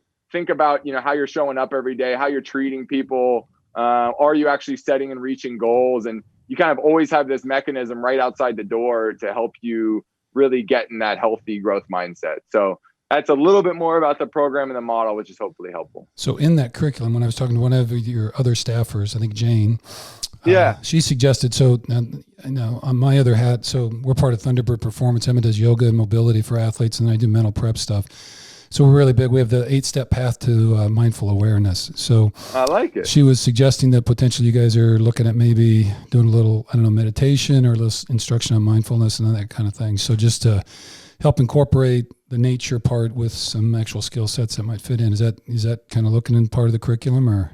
100%, getting grounded, turning on those senses. What can you hear? What can you feel? What can you smell? Just getting you in touch with where you are in that moment. I'm big on all of those things too, Bruce. I know both of you are. So we should get you out to an event to coach one of those little sessions. I was going to say, little yoga retreat with mindfulness. Oh, say less. But we've actually been talking about, so every time, we've actually only come out once, but we talk about this frequently. So we have hiked, we have a few 14ers under our belt, and a pretty good amount. I have 18. They're all in Colorado. Right, I have 9. So I like it. Let's go. But we really want to do Mount Rainier. Yep. So pencil us in for that because let's do a little. I'm in. I got the guides. The group we do it's called the Mountaineers of Washington that are actually helping kind of educate the kids next year on one of those impact streams. Does a bunch of guided tours. We could easily set that up. That'd be a blast. And we'll do a whole Hidden Pearls podcast on the fashion of hiking. It's a little different than George's Nikes, but great. Like cool. That'll be. So you may not know. And then they'll. Oh, no, go ahead. Please, Bruce, go. Well, I was just going to so in the player podcast, which will air right before this, so George is on with Will Disley, they'll have a fashion preview of their kind of game day swag, so we always include that. There you go. So this would be a great thing for we could do kind of game day charity swag, out in nature or whatever that is. So that would be pretty cool, a little tie-in. So everyone fitted in some Filson. I got it. Yeah. The other thing I just did want to mention, just from the stats perspective, and there's this. I mean, you guys know this from the mindfulness work, but there's so much research that shows, ecotherapy, getting outside, getting grounded. I think there's a crazy stat that Americans today spend 90% of their time inside on average. 19% of kids in the Seattle area, I think King County, which is kind of, think of it as like the Bay Area. 19% of kids are getting their recommended outdoor time or physical activity. And then 50% of kids as of, I think 2018, kids are spending 50% less time outside as of 10 years ago. So unfortunately trending exactly the wrong way. And we're doing everything we can to make kids realize how important it is to have this, relationship with the natural world. Okay. And then I just was just with the upcoming election and all of that, not to push anything there, but climate change is kind of on the ballot to some extent. So just wondering to what extent are you guys involved with a little bit of that, with just educating kids on some of the realities and things that are going on? That, the fact that our planet is literally on fire and that we can't undergo another 4 years of not paying attention to it. All right. Anyway. Yeah, that's my home state. You're talking about my home state, so I care very much. I actually grew up in Marin's, just across the Golden Gate Bridge. I grew up a huge Niners fan. We did our pre-call with you, and then it was my birthday, and so we drove up to the city because I've never been. And I remember that you had said, you're like, yeah, I live like right there. And so we drove up and we were at the Golden Gate Bridge, and I was like, Cooper said he lives here. I was like, this is a sick place to grow up. Yeah. This is very cool. This is a little cooler than Iowa. Sorry, home ground, but yeah. It is a cool spot. So co-founder is a guy named Charles Post, who I actually grew up with, one of my closest friends since maybe 8th grade. He actually, obviously entirely different kind of life path, but got his ecology PhD at Cal Berkeley, and does everything with brands from, Patagonia, Filson, some of the ones I mentioned, around conservation, stewardship. How do we lean into all of the climate change and wildlife refuge issues? So he really brings that component in, and is just, works and lives and breathes it every single day. I think the easiest thing to latch onto that we lean into there is, how do you expect people to care about something that they never experienced, right? So getting these kids to just realize how ingrained the natural world is into everything that they do, everything they eat, the air they breathe every single day, and getting them to actually love those moments and experiences is such a huge step in helping the next generation care about the issues that are obviously systemic to us having, any type of normal life 10 years from now. Yeah. No, create a little bit of a passion and understanding, at least if you're out there, and then you can start to wonder what's going on and then kind of think about that. Well, Mr. Miller, are you still there? Ryan, thank you. Yeah. All right. So we've been kind of talking about the organization, and so we have this situation. So she changed it. Tulalip. I'll get it right. So anyway. Crushed it. Yeah. Okay. Well, I don't know about that, but anyway. So if you could tell us just a little bit more about kind of what you do with the tribe and just your journey a little bit, and then how you got involved with the Nature Project. Yeah. Well, I'm a tribal member, so I've grown up on the Tulalip Reservation my whole life, and my father has worked for the Natural Resources Department for the tribe for 37 years. So I was really, not just culturally born into kind of being outdoors, but from a family perspective, my dad has always been involved in natural resources, and that's always been an important part of my life. So I can commiserate with a lot of the things that that Cooper has said, and the importance of getting out into nature for development as a youth, and so that kind of drove me to wanting to work in natural resources myself, and so that was what I decided to do. So I started working in natural resources for the tribe when I was still in high school. I used to work these night shifts on this trap in the middle of the river where we counted out migrating juvenile salmon, and then I'd go to school in the morning, and yeah, it was crazy. Right. But it sent me on this path to kind of doing this work, and that kind of led me to the Treaty Rights Office, which is where we focus on the policy aspect of natural resources management. And one of the programs that we started there was a summer youth program, a youth camping program, where we would take middle school age kids, tribal youth, out into the Mount Baker Snoqualmie National Forest. And we'd take them out there in partnership with the YMCA for a week, and they would cook their own food, and they would camp, and they would get to know each other, and they'd have these kind of, role models that were either people who were employed in natural resources or were tribal members or both. And they would talk to them about tribal history and culture, and just give these kids a kind of a stable environment to go out into. A lot of these kids come from difficult home situations, and it was a chance to kind of get these kids back out into their ancestral homeland. So these are the places where their ancestors have lived for 15,000 years. Right. And to get them back out there and get them connected with that place, and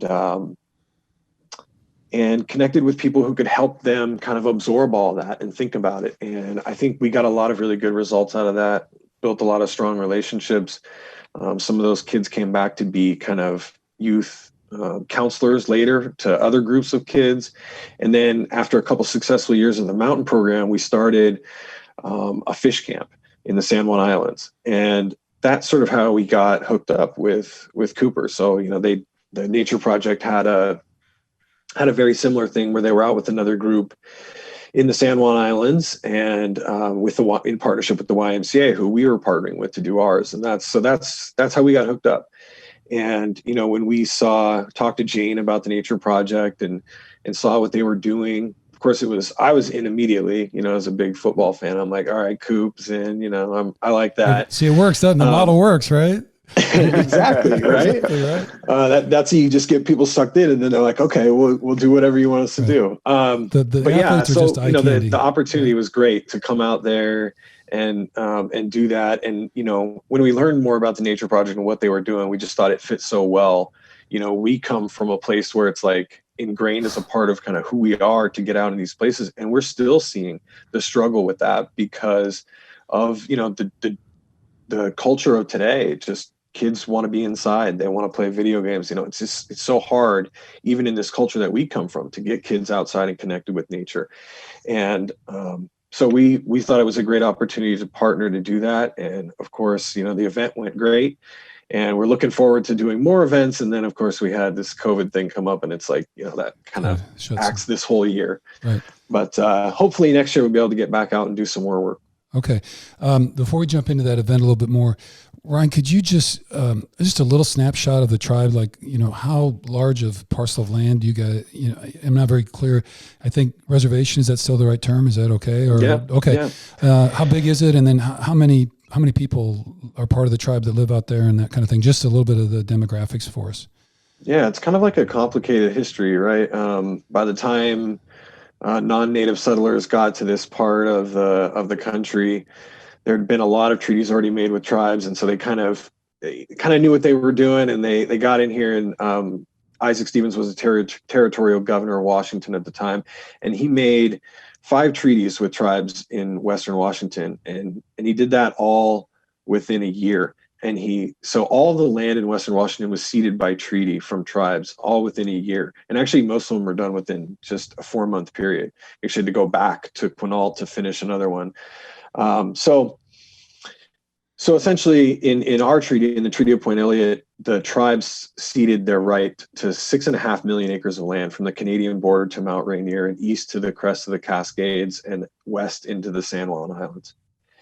And for Tulalip, that meant getting moved to a 22,000 acre reservation. So, significant loss of land base. But we reserved some things in those treaties, and one of those is a right to hunt, fish, and gather in our usual and custom areas. And that's became a part of the Bolt decision later. But that's when I talk about that ancestral land, that's what I'm talking about, those places that we ceded. So we have just over 5,000 tribal members. Significant portion of them are young people. We have a very young population. I think 60% of our population is under the age of 35. So, that's sort of the statistic wise. We're, when it comes to the youth, I think like other minorities, we're struggling with, high school graduation rates and all of those kinds of things, all things that we continue to work on. But, when you have 150 years of, systemic issues and, racism and oppression of a minority group, it can take a long time to get out of that. And then, of course, you mix that with, for Native Americans, we're just, some of us 2 generations away from boarding schools, where our grandparents or great-grandparents were taken from their homes and sent to government boarding schools. And so there's some mistrust of the education system and all those kinds of things that make what Cooper was talking about earlier really prevalent, right? This idea that this crunchy white people, they're not always trusted. So it's really good for these kids to have like athletes and people that look like them out there kind of giving them this message. I think that's really helps them get connected. Well, I do kind of appreciate all that, and the so trying to get back to the nature piece. So as far as kind of the the boarding schools and those kind of pieces, it feels like, and tell me, just correct me or kind of guide us along here, the the reintroduction or kind of encouragement to get back to nature. It seems like that would be consistent with kind of reclaiming some of the cultural pieces that might have been lost through the boarding school. How do you go about reclaiming, some of those pieces that were lost with the kids? Is that built into part of the educational system that you guys are working on? Or, it seems like a very difficult kind of hurdle to overcome. Man, you nailed it. It's a struggle, and I think that's part of why we got into doing our youth camp programs, because we wanted to make that kind of intentional leap for these kids to like bring them back to these places and get them connected with nature. And that's why I think it fits so well with what the Nature Project was doing. You know, we saw this as like an extension of what we were trying to do. And you know, it's been a process, I think, for all tribes. But for us specifically, you know, I mean, just there's so many aspects of it, you know, like language. You know, we have a language that at one point was down to about 9 speakers who are still alive. And so that was in the 90s, and we were able to bring that back. And now we have like 13 language teachers who go to all of our schools and teach the kids. I mean, I have twin 4-year-old boys, and they're in the preschool program, and they're learning Lashutsi there. And you know, so it's all just sort of this process of trying to kind of bring that stuff back out. We're lucky that we have at least, you know, a base. There's that kind of cultural kind of base that underlays everything that these kids are taught from the beginning, a little bit at least about that. And so we just kind of have to bring it back out in them and get them to trust in that feeling again, and you know, trust in us enough to let them come out there and experience those things and be connected. Okay. You know, it's super interesting, Ryan. It was such a powerful moment for us because we hadn't worked with it was our first tribe experience, Emma and Bruce going out there. And for us kind of learning that background, that story Ryan had shared, it was, hey, you know, your people and your culture and your ancestors are the original stewards of all of this land, right? Like it, you know, we would love to we want to come give you attention and hope and try and instill, you know, the fact that, you know, this is your land, and go take advantage of all of it. But, you know, we hope to come back here in a few years and have you host us on your land and show us everything, right? Once you kind of grow and realize that you should put your stake in the ground and you deserve to, and, you know, maybe a little bit of love and support and motivation, you know, from anyone that they're willing to listen to, and, you know, maybe some athletes would help. But it was just it was really powerful for us to kind of have that, you know, aha moment and just realize, you know, how big of a factor they played in the beautiful outdoor landscape we get to enjoy. Right. It's kind of a weird full circle, kind of, you know, maybe a little backwards, but there it is. Yeah. You know, so unfortunate, but hopefully helpful. Ryan, we had a quote from one of the articles, I think it was published in the tribal newspaper. So maybe I'll just read this, and then you guys, between the two of you, just kind of explain the event, kind of what happened and all that kind of stuff. Em, you want to read that? Give that a shot. Yeah. The Nature Project. This is a quote from Ryan. So it's got to be really good, right? So good. I don't know. It's gotta be. The Nature Project learned about us through the YMCA. Their whole goal is to get kids out into nature and have that experience that Cooper had when he was a kid, that he feels turned him into the person he is today.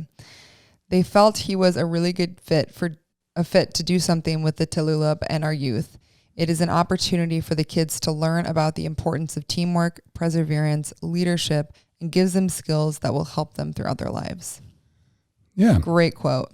So anyway, it sounded like it all went pretty good. So at least what I understand, Coop, you went out with 2 other former Seahawks, and then kind of had a 3 to 4 hour gathering with the kids out there, or the youth from the tribe. But anyway, why don't you guys go ahead and kind of explain what happened and how everything worked? Yeah, so I can start, Ryan, and then you come in and give the real color and knock it out of the park, because you're going to do that much better than I am. So we do kind of a myriad of events. We do everything from, hey, let's go to kind of the local park with kids and spend 2 hours and make them realize that it's super local and easy. And then oftentimes we do more of kind of what we call our like epic adventures, where, as Ryan said, we either go to, you know, the San Juans, in this case, the Tulalip Reservation, which is by car an hour and a half north of Renton and the VMAC, I would say, maybe a little less than that. As you guys know, athletes' time is short in season, and we decided we have actually a really cool partnership, which is a cool experience for the athletes as well, with a local seaplane group. So we actually, and they're on the coast, so we actually seaplaned athletes in, which was a cool experience, not only for the athletes, but the kids, to get to see us kind of come in that way as well. And we actually had a really cool aerial shot of the whole land, but landed there and basically had probably about 60 kids, Ryan, everyone from 10-year-olds to 18-year-olds. So it was a really large range and spectrum, which is cool for us, which is a little unique. And they did all led by Ryan, but it was just probably the warmest welcome we've ever got. They sang this unbelievable song. The kids sang, there was drum work, and really just graced us and really, hosted us on their land in such a beautiful way. We introduced ourselves, did some icebreaker games, took everyone through about an hour and a half curriculum, which is all about kind of the skills you need that stack on top of one another as foundational elements from effort and perseverance and teamwork and collaboration and leadership is what Ryan mentioned, for them to kind of figuratively reach for dreams in their life was that curriculum where they kind of write down a goal they have or what they want to be when they grow up, and they have to work together to kind of grab that figurative goal. And then we sat down and talked, and this was the coolest part and probably the coolest circle we've ever had. But we talked about some really kind of vulnerable things, both athletes and kids.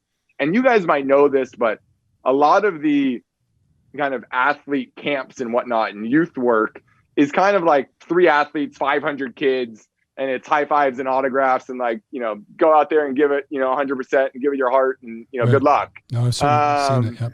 And the athletes are actually craving to have more vulnerable moments in my experience with kids and really get to speak from their heart and share. And so it started off actually with Jermaine Kearse, who you might remember as a star receiver for us for a long time, close friend of mine, and just recently retired about 2 months ago. Kind of talking a little bit about, him thinking about retiring for the first time and how he learned what it meant, how impactful it was going to be in his life to learn how to ask for help. And some of these core things that are such a level of depth and vulnerability you don't often see. And it immediately translated into these kids just breaking out of their shell in 2 seconds and talking about how they feel it's so important to get on the land, and they kind of feel a little bit of guilt for not doing it as much. And I think one kid mentioned, seeing some bullying and not doing something about it, and just sharing these really meaningful moments in their lives and how, being more intentional about some of the things we talked about today could help them, and getting outside could help as well. So just a beautiful experience in memory. They played us another song after they left. They gifted us with a beautiful drum each. And it was just one of the more beautiful moments. I couldn't have been more excited to have Ryan join us for this podcast, as it really was one of our favorite events as a foundation. So sorry, that was a lot. No. Ryan, I will let you jump in. Well, I had a couple follow-ups, and then you guys can just go. But so one please. was, are the circles so I'm a trained circle keeper in our tradition out of Iowa. And so a lot of heavy native ties to the way we do that with a talking piece and all that kind of stuff. So I don't know if it was in that formula, and I don't know if that's talking piece. I'm going to grab our talking piece. We have it on the test. Yeah, I'm not sure if, that's part of it. As far as that goes, well, and you could just kind of go with that. Oh, well, this is one of them. So I don't know. So yeah, we've got a bunch, shells and all that kind of stuff, and those kind of pieces. So I was just kind of curious as far as that formality, or if it's in a large group like that, or if that's how you guys approached it. And then the other question was the pictures I saw that you got a paddle, and they said you got a mask, and I haven't seen the mask. I found a picture of the paddle, but I couldn't find a picture of the mask. So I'm really curious about that. Shoot. So anyway. I think Tyrone got the mask potentially, which is one of the other athletes. But this is a kind of a question to ask you. We don't have that formality. I would love to learn more about the best circle structures and how to host a good conversation. We've done it pretty just kind of organically, you did when you were in high school basketball or middle school basketball. But I would love to learn more, and I didn't know that was so woven into the culture, Ryan, or obviously Bruce. Yeah. I mean, it can be, and we were kind of it was one of those things where we had that, it had that same structure, it just didn't have that formality. There was no talking stick, but it. Yeah, like Cooper said, we did it organically, and it went really well. I mean, it's one of the things about tribal, when you're doing this work with tribes is it's a community. It's such a tight-knit community, and Cooper was able to see that. Like you said, we had kids from 10 to 18. We had all of our youth workers there. We had people, family members there. People are just like, they want, they send their kids there. They want to go. They want to make sure that this is, a good thing. I remember I was so glad that Cooper mentioned that with Jermaine, because I remember exactly that moment when he shared that, and you could see like the room just changed. We're outside, but the group just changed right at that moment. All the kids they completely just dropped their guards. They saw how vulnerable he was being with them. And I think that really opened us up to really making some good progress with some of the kids. And I think that just, that in general, that's something that the kids crave, Yeah. They crave that. They want to be vulnerable. They want somebody to tell those things to. And like I said, some of these kids, they don't come from, a home situation where they can have those kinds of conversations. And so something like that can really be meaningful for them. So vulnerable masculinity, something we keep coming back to. Yeah. Which has been a common theme about kind of inappropriate masculinity, as well as then trying to teach appropriate kind of formalities with masculinity in that way. So yeah, it's amazing in those talking groups like that, whether it's formal or not. We call that taking the submarine dive, right? You're cruising along on the surface and everything's kind of chit chat. And then one person kind of decides, and then the whole thing it changes the entire energy and dynamic of the entire group. So, okay.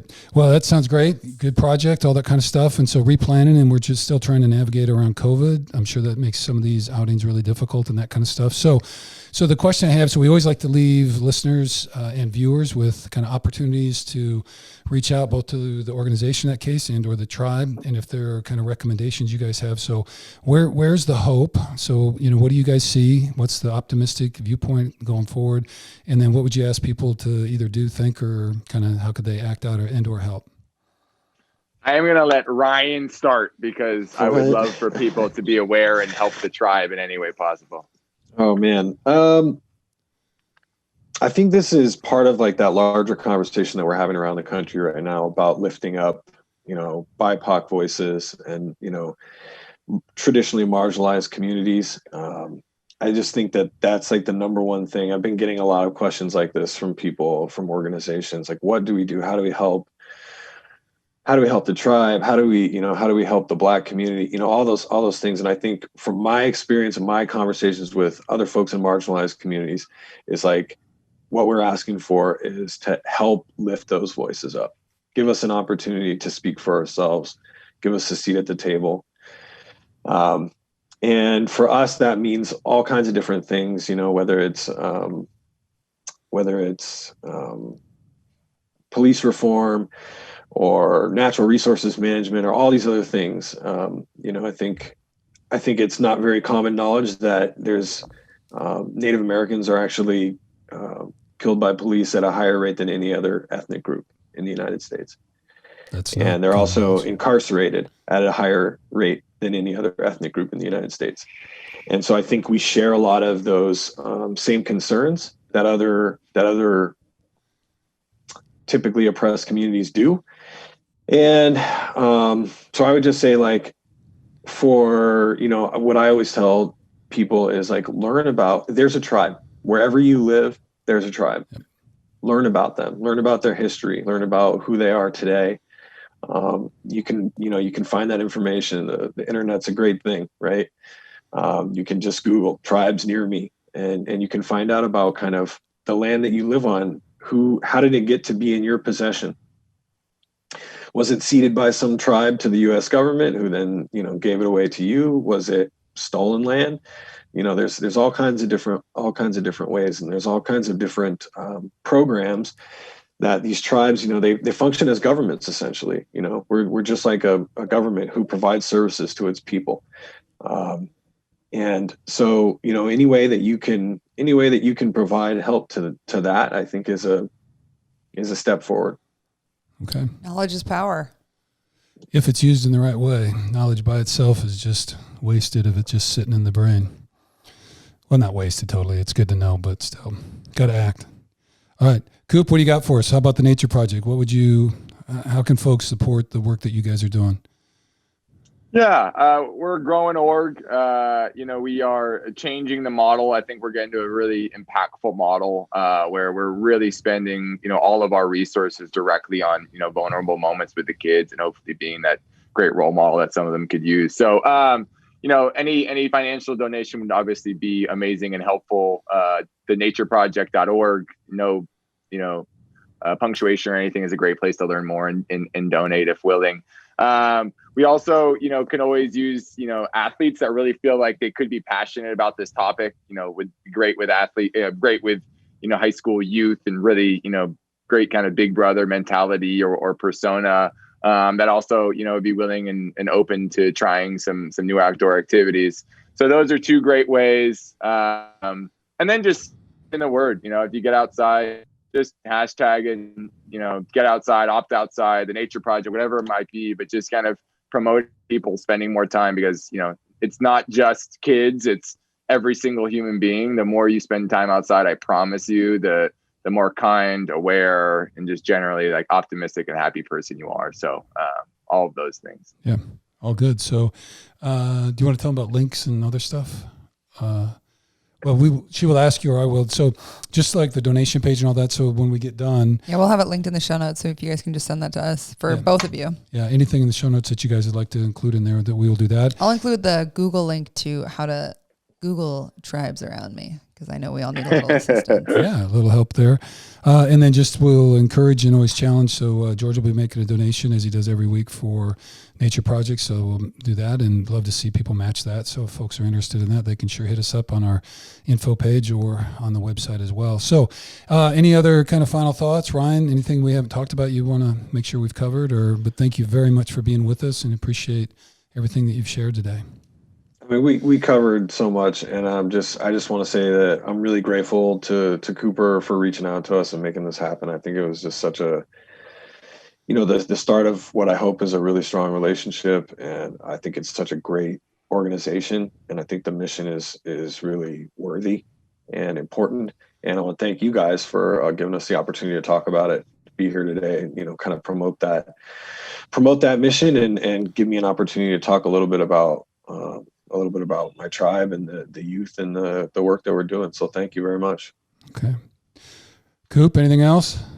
Yeah, I couldn't have said it better, man. Thank you to you. You're doing really the hard work every single day in and out for all of the right reasons. So thank you for being willing to host us and bring us on and obviously join this the whole Kittle family. You two are doing a great job with the podcast. In the first 3 shows, you're killing it. So keep it up. It's really important. Half the battle is just spreading the word. And there's so many, groups doing the hands-on work and not enough groups providing a layer of just awareness where they can and using, their platform to do it. Really appreciate you guys and great getting to know you a little. Okay. Well, we've enjoyed it too. And then I guess to the extent that you get something, after COVID, if you're in the Bay Area, let us know. So we're certainly out there. And as you know, George will be to OTAs and all that kind of time period, so we could squeeze some stuff. And let us know when you're going to hike next, because I'm going through serious mountain withdrawals right now. Yeah, so we were thinking about trying to get one in Cali, but it just didn't work out. We keep trying, fires and but stuff, so. Fires. Yeah, so I did Whitney. Whitney's great. If you ever get a chance to do it, Whitney's awesome. Okay, so yeah, well we'll give that a shot. Down in Cali. Okay. Yeah, love it. And sometime down there, maybe you'll show me how to do the right circle, because that would be a huge asset. Well, not right or wrong. They're all effective. They're just good. There is some traditional Our practices. ways. We'll teach you what we do. Yeah. So it's what's worked for us. Anytime you gather people and they're talking from the heart, it's all good. So however I love it. It's all good. So all right, guys. Thank you. Be safe. Take care. Thank you so much for all your time. Love it. Thanks, thank guys. you. Okay. Bye-bye. Bye. Appreciate it.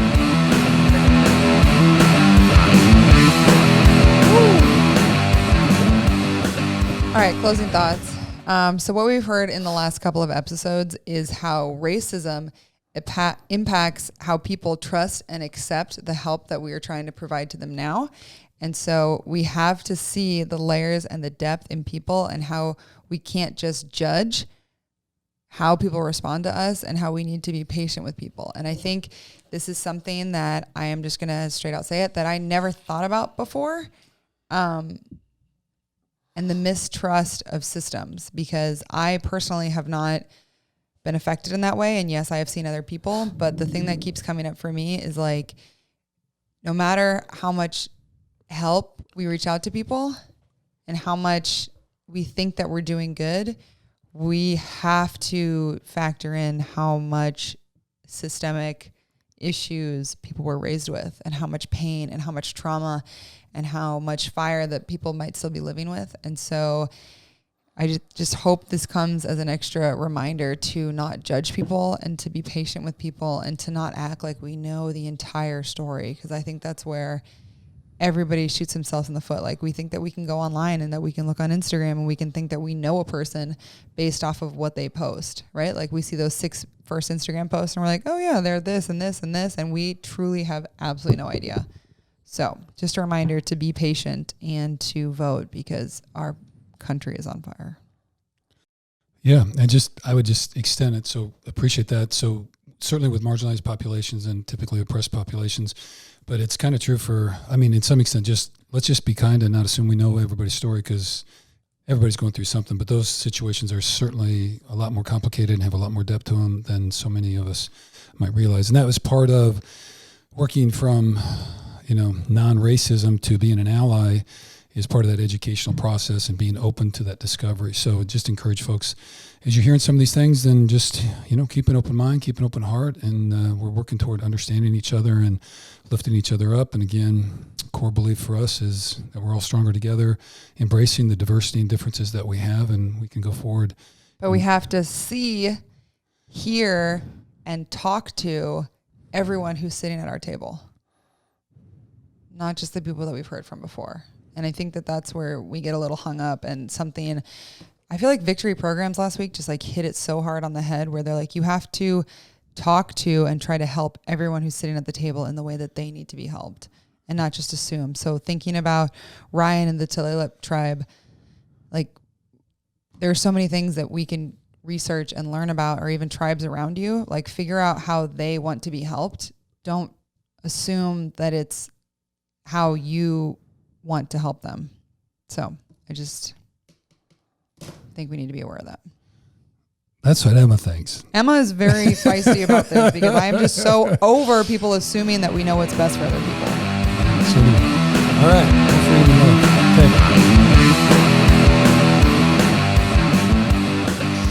We are in the 7th step of the 8th step pathway to mindfulness and awareness. MAP. So last week we talked about having a clear vision, and you guys remember the process, so I won't go through the whole thing. You can watch the other ones or hit us. Our stuff is online. Circle. Yep. But anyway, so this week, though, step 7 is what we call courageous action. So once you've cleared the mind, you're doing the breath work, connect the body, you do all those kind of things. We talked about compassionate heart, and then the clarity of vision. So you start to be able to see things for yourself and for the future and for others. The next part is courageous action. So the courageous action piece comes, again, it's kind of a 2-part thing. There's always kind of the internal, and then there's the external. So for the internal, it's about knowing yourself and understanding what your values are. So, and then it's making a commitment to live in alignment with your values. So each of us have had situations in our life where we have an identity, or at least we think we know who we are, and yet we engage in behavior. Maybe it's thoughts, maybe it's emotions, whatever, but behavior is the one that kind of pulls our trigger. And that is not consistent with who we think we are as a person. So, and it happens. So aside from what to do to get over that, the piece is, though, if you don't know your values and you don't know who you are as a person, you don't have an identity clearly defined for yourself and a vision, then you don't know when you're living out of alignment. But your body and your spirit and your emotion and your mind, they do know. And so you will get this feeling of being disconnected, disjointed, and all of those other kind of things. So the more clarity you can bring through that clear vision about what your values are, who you want to be as a person, where you're going, what your philosophy is, and all that kind of stuff, then you can set it up, and then you strive to live in that. And it takes courage to do that. It really does. So there are times in life where we don't want to do one thing, or we know we shouldn't or should, and all that kind of stuff. And our values and knowing ourselves allows it. So that's the internal courage. The external courage, and I'll just put it this way, and we've been talking about it throughout the entire podcast, and our mission statement is all about telling the untold stories of the people and communities who have experienced social and environmental injustice. And so the external is about doing justice. So live those values out. Doing justice. Live those values out beyond yourself. So we can't, none of us can change the entire world all by ourselves, or there's a few people with big superpowers and all that.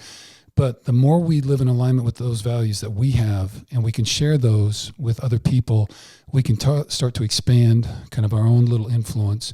and where you see injustice, we heard about bullying today, in situations where people didn't act out or step up and say something. So this is just encouragement, and that takes courage. It does. And I know the world's a frightening place right now. There's a lot of divisiveness. There's a lot of what feels like hatred being spewed out there and that kind of stuff. And so, one, we don't want to be kind of agents of that, but we want to respond to it when we can and where we're at. So that's the courageous action piece. The whole thing about this is not just an internal mindfulness kind of piece. The mindfulness takes us out into the world in order to live those values in a clear and conscious way. So that's the Mindful Minute for this week. Emma? Okay, I have 2 points. Just going off of that is, number one, something that my yoga teachers always said to me was, we're not just these monks that are going to go sit in a cage. Like, people who practice mindfulness now, you're not just someone who is going to go and isolate yourself. So the practice of mindfulness, when it is not applied to your external life, is not mindfulness. Because if in my bedroom, when I'm sitting and I'm meditating and I'm in my little sacred space, I can be as woohoo and yahoo and everything, and I can think like peace, love, whatever. But then when I go out and I'm going to swear, but if I'm a bitch, or if I am rude, or if I take advantage, or if I judge someone based off of anything, if I'm mean to my mother, if I am short with her, or I am anything, if I go out into the community and I cut someone off, or I honk at someone, or I flip someone off while I'm driving, or I am a just jerk to somebody who is at the checkout line or somebody in the service industry, how is that mindfulness? How is that practicing any sort of mindfulness or actually applying it? And it gets so under my skin, because people who practice or who preach this whole righteousness and who act like they're doing the good work and that it's a big deal and that they post it on social media and yada, yada, yada, yet behind the scenes are judgmental or rude or short with people and do not actually apply it to their life, in my opinion, have a absolute shit mindfulness practice. Well, number two, in the spirit of freedom and non-judgment. Okay. If you want to be that way, live in a cave. Okay. Live in a cave. Maybe quarantine was best for you. Right? And number two, I think it's really important. The thing that took my self-awareness, and I feel like this was so I just turned 30. Yoo-hoo. But I think this was a process of growing up for me, where it was the process of hearing those ideas, like hearing mindfulness, hearing courageous action, and actually saying, okay, wait a second, like stopping, breathing, listening, and putting the actual intent behind these feelings, right? Because we all have these feelings. We have these emotional reactions. And in a lot of like personal development books I've read, they call it pings, right? So it's like in your gut. It's like that gut feeling when you're like, okay, this is right, this is wrong. I mostly feel them when this is wrong, right? Like you get that feeling where you're like, whoa. And it like actually kind of jolts you and you're like, this isn't right. Like something's wrong. In those moments, I feel like the process of maturing and actually internalizing and taking it from an internal feeling or experience and making it external and making it actually applicable to everything else around you is the ability to recognize that feeling, put emotion to it, and then having the courage to do something with it. Because I know that I have felt something. I have had my gut react to something so many times, and I have decided not to do something about it because I know that if I take action on it, it's going to change the course of my life. It's going to affect a relationship. Somebody's not going to like me because of it. But at the end of the day, going to swear again. Well, no, I'm not. I just don't give a F about what those people think about me anymore, because I don't want to be around people who don't live courageously and who don't stand for what they say. So please, people, this is such a heated time, and our world is, I've said this 3 times in the podcast now, on fire, that we can't just sit back and act like things are going to change without us taking action. So this isn't the time to not be courageous. Like, this is the time that you step up and put your superhero tights on and kick some ass. There you have it. So superhero tights. I avoid the cape. I've never been a cape guy. You guys watch the... No, you're going to get sucked into an airplane. The Yeah, superhero video. The super... You can be a lucha. You can be a Halo. You can be...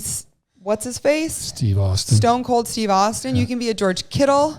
Right. You can be a Philip Forsberg. You can be whatever you need to be. You can be the beautiful bald Bruce that's over here, or you can be me. 'Cause I'm a rock star too. Or you can be beautiful you. Yeah. So we offer all of this in love and encouragement. So, don't be, it's a process. So it really is. So, It's a process, but there's also...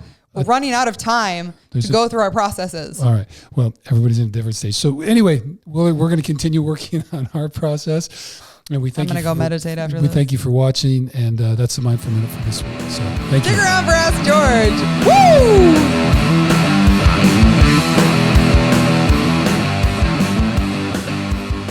Woo! Play my music.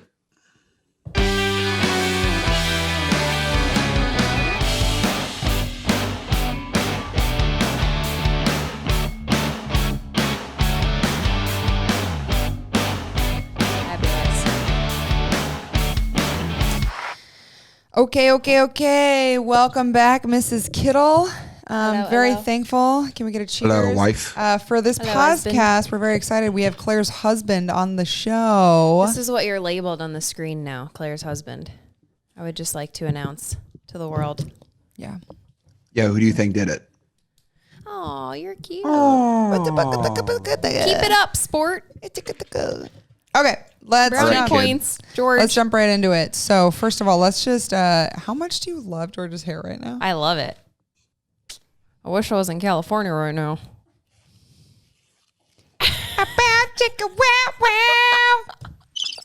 Oh, that's a bird sound. Flip it. It's my favorite when they do the slow-mo on game day when you flip it and put your helmet on. Georgie, say something though, so the sound triggers over, and then flip it.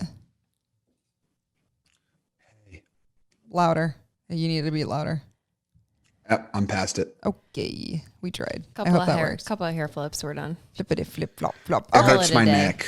Yeah, I feel that. Okay. All right, this Question? first question is from Mike. It seems Hey, like Mike. What's up, man? Mike? Hope you're having a great day. And thank you for listening. We value your ears. And hope you're having a great day. And your fingers for typing this question. Yes. Oh. All right, it seems like Big Joe passed the baton to you when he retired. What was that conversation like? And do you still keep in touch? GK85, let's effing go. That's the hashtag at the end. That was also the Thank you, statement Mike, at the end, for not getting just me the fired question. up. Yeah, all caps. I think what was so great about Joe is that he didn't really just pass the baton on to me. He kind of passed it on to our whole team. He kind of showed everybody what it was like to be what you had to be like every single day to be great, from his work ethic to his mindset to his attitude to his leadership. He just kind of did everything right all the time. And he just raised the standard for everyone in the locker room. And so now we just try to continue that standard and continue to elevate that standard because we know Joe would elevate. And so that's what we do. There's really a thing about passing on a legacy to players. Like you have to set a standard. And so now that, I don't want to say weight, but like that responsibility has been placed on your shoulders. Thankfully, you Yeah. have very chiseled traps. Like I said, he passed the baton on to the whole team. Do I have responsibility? Yeah. My third year of being a captain, something I love. I'm honored to be a captain for my team.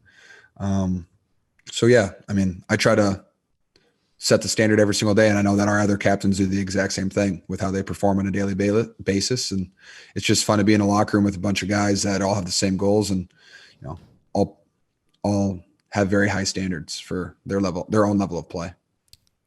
So the second part of the question was, do you stay in contact with him? Oh, yes. We text probably, every week, once a week, maybe. More than Jimmy texts you? Actually, Jimmy's been fantastic. As of late, Jimmy has been fantastic. So you're saying we should have Jimmy on the podcast once a month? Yeah, sure. He won't text me back that much, but no. So just every once in a while with Joe, just if thoughts bounced off my head that I think he can answer, He's a fun guy to talk to because he does have a different way of seeing things sometimes. Love it. Okay, so this next question is from Spencer Heath. Spencer and I what's went up, to Spence? high school together. What up, my boy? Okay, so Spencer actually, it was hilarious. In our form, our intake form, it says, "How did you find out about us?" And he's like, says, "Went to high school with Emma, has been following Bruce and George." And then he goes, "And Bruce also told me that I sent me an email asking me to ask a question." So appreciate. That's funny. Appreciate Bruce you, is Spencer. putting out feelers. Yeah, Bruce is putting it out. So way to show up. So we asked 5 questions. So we're gonna ask just a couple. Okay, real quick. First, Spencer, shout out Local Legends Snapchat group. It's an honor to be a part of that group. Bless. But other than that, what's up? Let's go. Read the question. Are you ready now? Okay. All right. Who is the most famous person or the person that you idolize that has now asked you for your autograph? Or and then also who are some of the idols that you've met? Yeah. So this goes for both of you because you definitely like run in different circles now. Well, like just like trading jerseys with someone count. Yeah, absolutely. I mean, look at the wall behind us. Yeah, I mean, like Travis Kelce's jersey, that was a big deal for me. That was huge. That was a Christmas present too, so that was sick. That was awesome, and I think that was from that was his game jersey from like when they clinched the playoffs or something. Mm-hmm. Oh yeah, and Phil. It was 2018. Oh, Phil's Winter Classic. We have jersey. Phil's bobblehead, Phil's big jersey, and Phil's hockey stick, and then we brought home another Phil hockey stick from your apartment. So we have 2 Phil hockey sticks. Oh, we have 3. Good. Just kidding. Another one. I'm in the process of trading jerseys with Dallas Clark, who's a tight end that I grew up watching, and I love playing with him. So I'll have a Colts jersey. That's cool. That's So sick. That's a big one for me as well because I'm a huge Dallas Clark fan. I don't know. I think those are 2 big ones that I know. I can't think of very anybody excited about. who's famous who asked for your autograph when that I was standing there. I'm just trying to think of other people. Other What than about football you, Claire? players. I mean, let's just talk Instagram famous. No. The Tiny. Oh, she's cool. She's awesome. I've signed 2 George Kittle jerseys on the back. You signed a baby one time. Did I? I took a video of it. I know I have the video somewhere. But that's all. What do you guys do when I'm not around? Dude, it was a playoff game. This is when we were actually in the stadium, and somebody figured out who Claire was. And I say no first, but okay, this little child, somebody presented with a child first. Don't do that. It's not fair. Don't do that to us. But exactly, George, just like that. But it was so cute because it was a little baby Kittle jersey, and they just asked Claire to sign it. It's like, you don't want that. That's usually what I say. You don't want me to do that. But I love it. But they do. But they do, and they did. It's very cute. I know I have the video. I'll find it. I'll flash it up if I can. Love that. Okay, so next question is, actually, we got a wedding invitation this week from Brendan. Guess where he's from? Canada. He's from Toronto, Canada. Good guess, hey. though. That was a good guess. And he wants to know, so first of all, we are invited to his wedding. Because Brendan, since you sent it through my email address, he only invited it to Claire and George, but if they're going, I'm going. So what's up, dog? I don't know. We'll check the list. Yeah, we'll see. And then maybe if it works out, I've never actually been to Toronto, so that'd be sick. And he wants to know, so let's start with Claire. Where is one place that you both went to vacation to most when it is safe to travel again? Oh, man. Where do I even start? Wait, real quick. Are we done with Spencer's questions then? You said he had 5. Yeah, we weren't. He did, but then give them all to him. Oh, okay. So then you called an audible. Okay. Who asked this question again? Sorry. Brendan. The Sorry, Toronto Spence. Sorry, Spence. Yeah. Brendan. Yeah, this is from Brendan. Hi, Brendan. What's up, man? Thanks for Say it adding a with your question in. accent. I'm not a show pony. I also want to clarify, though, we got a lot of questions saying, what's with the Australian accent? It's definitely not Australian. Listen, it's Canadian. And if it what sounds you hear is Australian, Canadian. we're obviously butchering it, and we're American, and we're not trying to. Yeah, you should have heard my British accent today. All right. Picking out faucets. Somewhere that I would love to travel again is Cabo. I love Cabo. It's easy. Huge it's Cabo fast. guy. You can go there. It's open. You It's say a that in great every vacation. episode. Huge Cabo guy. Huge No. Cabo guy. I will go there as long as I can. Love it. Great weather, great food, great views, a lot of stuff to do. Or you can do absolutely nothing and still have a great time.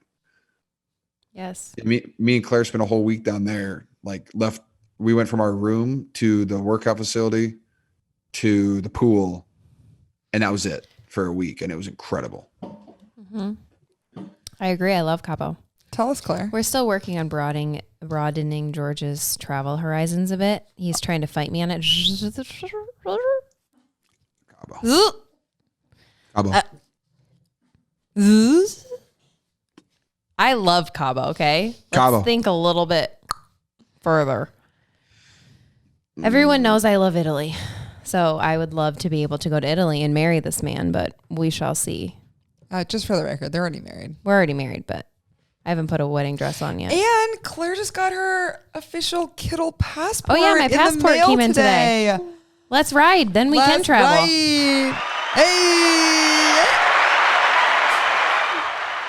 He's frozen. Oh, He's frozen with excitement. I don't know. I hate when you do that, George. I love Europe. So that's where I want to go. Oh, sorry. Nice. I want to Thank take you for the both questions. to Ibiza, Spain. I'm I sure wanted you to do that for my bachelor party, and Claire said no.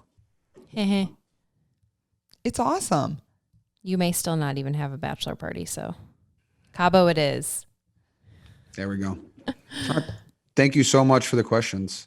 They were incredible. All right. So this one made me laugh pretty hard. This is from Jeff Howard. Hi, Jeff. Thank you for the questions. Can't wait to answer them. Okay. You're having a So great day.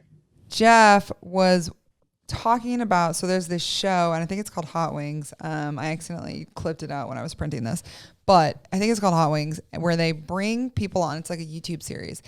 And they bring people on and they have them test, and they go through different layers of hot wings. And it first starts as very like barbecue mild, and then it progresses into like devil's piss or something. It's like That's the name of it? Insane. I made that one up. I don't know. Oh gosh. But it's like, I mean, it just. Devil's piss? Who wants to I name just their made that hot up. wings I Devil's made that Piss? up, but It's up. It's crazy. Okay, For verify grabs. this. I know that there is something there. Well, if there's not, let's name a hot sauce devil's piss or some And sort. then invite Emma to come and try Devil's Piss No, I'm at not your gonna try it. restaurant. But what I'm saying is it's either way, I painted a picture of a terrifyingly spicy sauce, and that's Okay. what it progresses to. Yeah. Yeah, see I it. know. I know what the show is. Would you ever very be hot. on that show? No. He doesn't like hot stuff. I hate spicy food. So it kills that's me. the next part of the question. Tell us how you No. both feel about hot wings. I like barbecue and I like ranch. I Like- hate spice. Yeah, I'm not a big spice Zero guy at all. spice here. Yeah, I'm good. That's It's why we tough. work, baby. No Yeah, I don't like spooky I don't like to season. I don't want to sweat when I eat. Like I want I to don't enjoy it. either. Like, gosh. Then you don't Yeah, even thanks for the taste question, though. anything after that. It's like no taste buds. I You're a like taste bud. barbecue sauce. I like ranch. Ranch. I love honey I like mustard. Ooh, yeah. Honey My mustard is sushi my is favorite. going to be ice cold. I love you guys. All right, last Sushi's question. supposed to be last cold. question. No. Last question. No. How do No. you take your No. coffee? From Amanda. Chai tea Black. latte. If I'm drinking coffee, I drink black coffee. That's true. He does. Yeah, I like black coffee. But you like vanilla chais. Oh yeah, no pumpkin spice chai tea lattes, vanilla Oh. chai tea. We're getting seasonal. That stuff is candy. It's also like 1,000 calories, so it's basically a protein shake for me. Oh, mm-hmm. It's awesome. Minus you. the protein, but yes. Oh yeah, it's just calories, Mm-hmm. which calories I just need. We know. Okay, Wait, so who asked that question? Amanda. Hi, Amanda. Thank you so much for asking that question. I enjoyed answering it. You should ask another question. Also for the numbers, people are getting close. Oh, finally. There's They are? one family. No, don't say the number though. I'm not going to say anything else. Y'all are getting close, but you're not there. So you're not getting the gloves yet. So keep guessing. We have a few more weeks. Okay, so Am I giving another guess? you want to give another number? Yeah. What do we have? So we have 4, 6, and and then the last number is 9. You want to give the second to last number? It's 0.